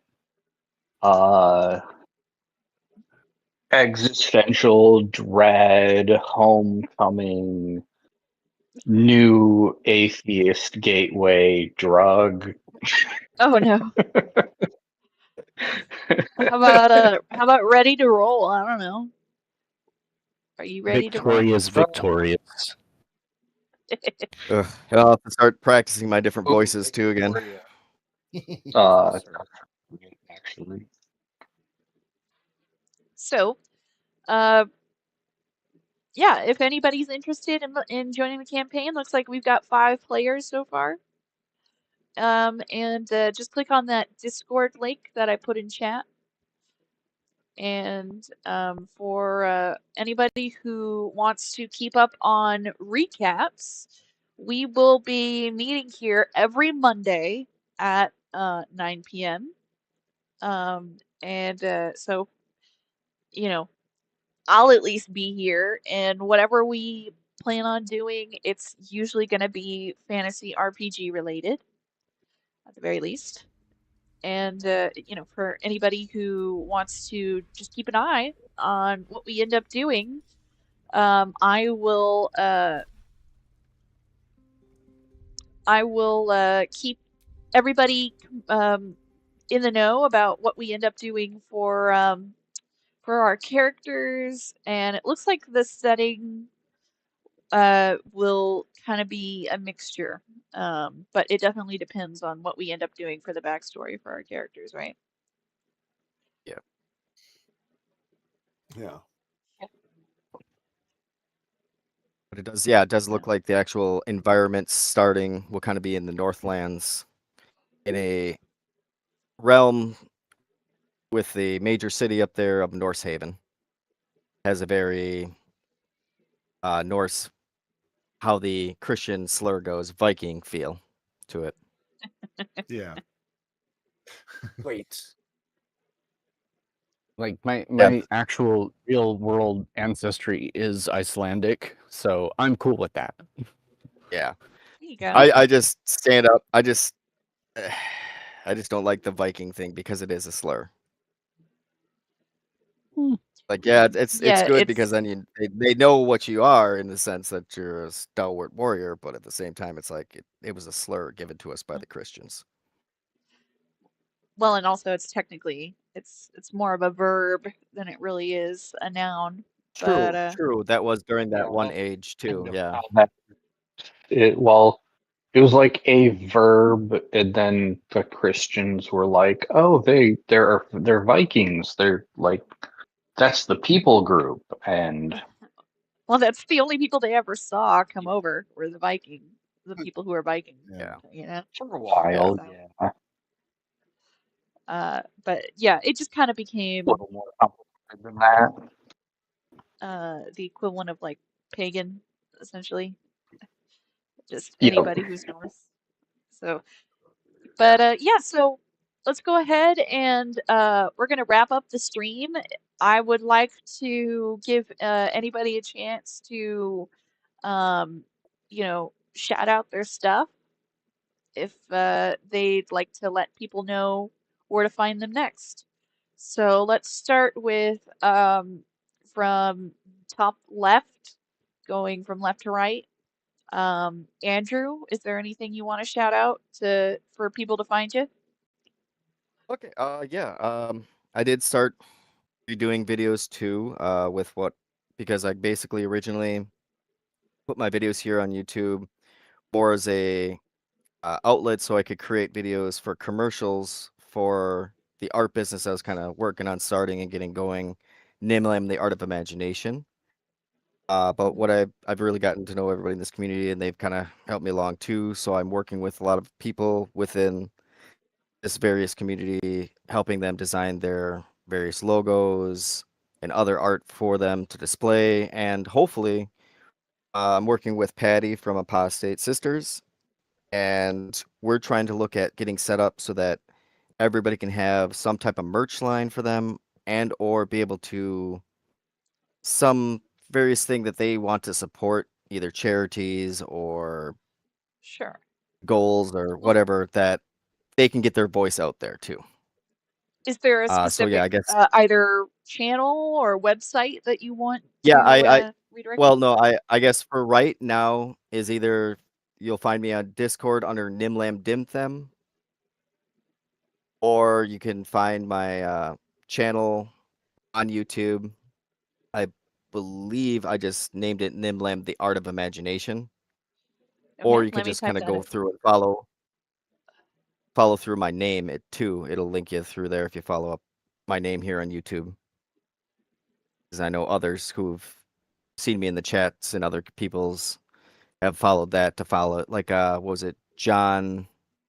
I can't remember his last name that he has on there. I think I found you. But I know John and then Tilting Windmill has also found me through our chats here just on YouTube. And I did drop the video today, just kind of, it's a rehashing of the other one because the audio was horrible on the original one I did with it. And I just kind of put in my intro and my outro for it as well. And just kind of recapping what direction we're kind of heading now. I guess the biggest thing was that I said, obviously, we're kind of, because our political and social issues going on, we can no longer stay silent. So we're taking a stand where we stand on things. And also that I will also be kind of looking through and discussing, looking to this merch stuff, is what's the positive, negatives of these various different print-on-demand places? How easy is it to get into them? What they can do, what your concerns are, Sure. and how And we can address that'll be that. with Patty. Yeah, yes. Yeah. Okay, cool. So then I guess going from left to right, Fern, was there anything you wanted to shout out where people can find you? Oh, no, in the words of the 1980s, stop following me. All right. How about Zach, the Shaken Fist? I know you've got a channel. Would you like that to be shout out? Yeah, I do atheist stuff. I make parody videos, music videos, do reaction videos, a live stream. I make comedy skits. I do all sorts of stuff like that. So go check it out. It's funny stuff. Awesome. And tell all your theist friends to come convince Zach that he's wrong. He would love to have a conversation. Oh yeah, I forgot. I started Link, leaving my live stream open for anybody to join. It's been interesting. Linky links. Then for Jester, is there anywhere you'd like to redirect people to find you? Oh, I will. I will be finding my way around, but All right. so far this is my one true home. Well, we always have open doors for you. So, and we want to make sure that everybody feels welcome. Is there anybody Awesome. else? I think, Cam, did you want me to shout out your TikTok? I don't know if you can hear me, Cam. Yeah, you could shout it out. That's fine. Let me see if I can pull it up. TikTok does not like my computer. I'll see if It's I can just find it. decamstructing on TikTok. At decamstructing.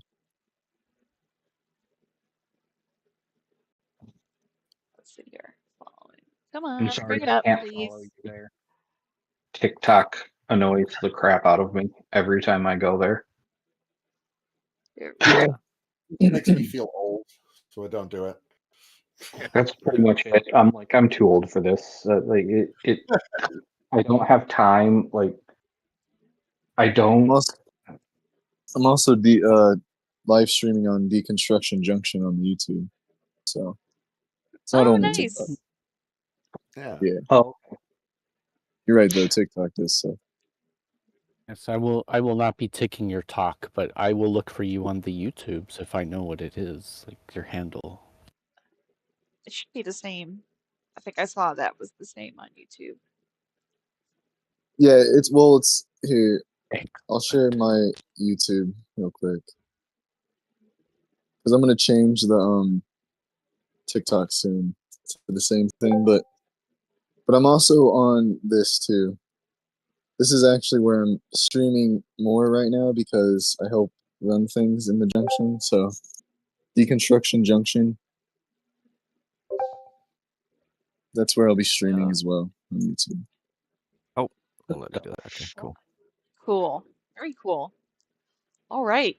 Well, thank you guys. Oh, I see Neff joined us. It was so good to see you, Neff. And thank you, nobody. Thank you, everybody who came to watch us for our stream tonight. It's been a blast. And tune in for next Monday at 9 p.m. Central to see what we're going to do next for D&D. We'll be getting together every Sunday afternoon, and in between, we'll keep working on character creation. So, we're gonna have a lot to fill in, probably, hopefully, at least characters. We'll be working on characters. So, thank you, everybody. Oh my God, is the wolf listening to me play? The wolf is listening to me play. I didn't even realize that. That's Does look like it. hilarious. I love that. That is so Tranced. funny.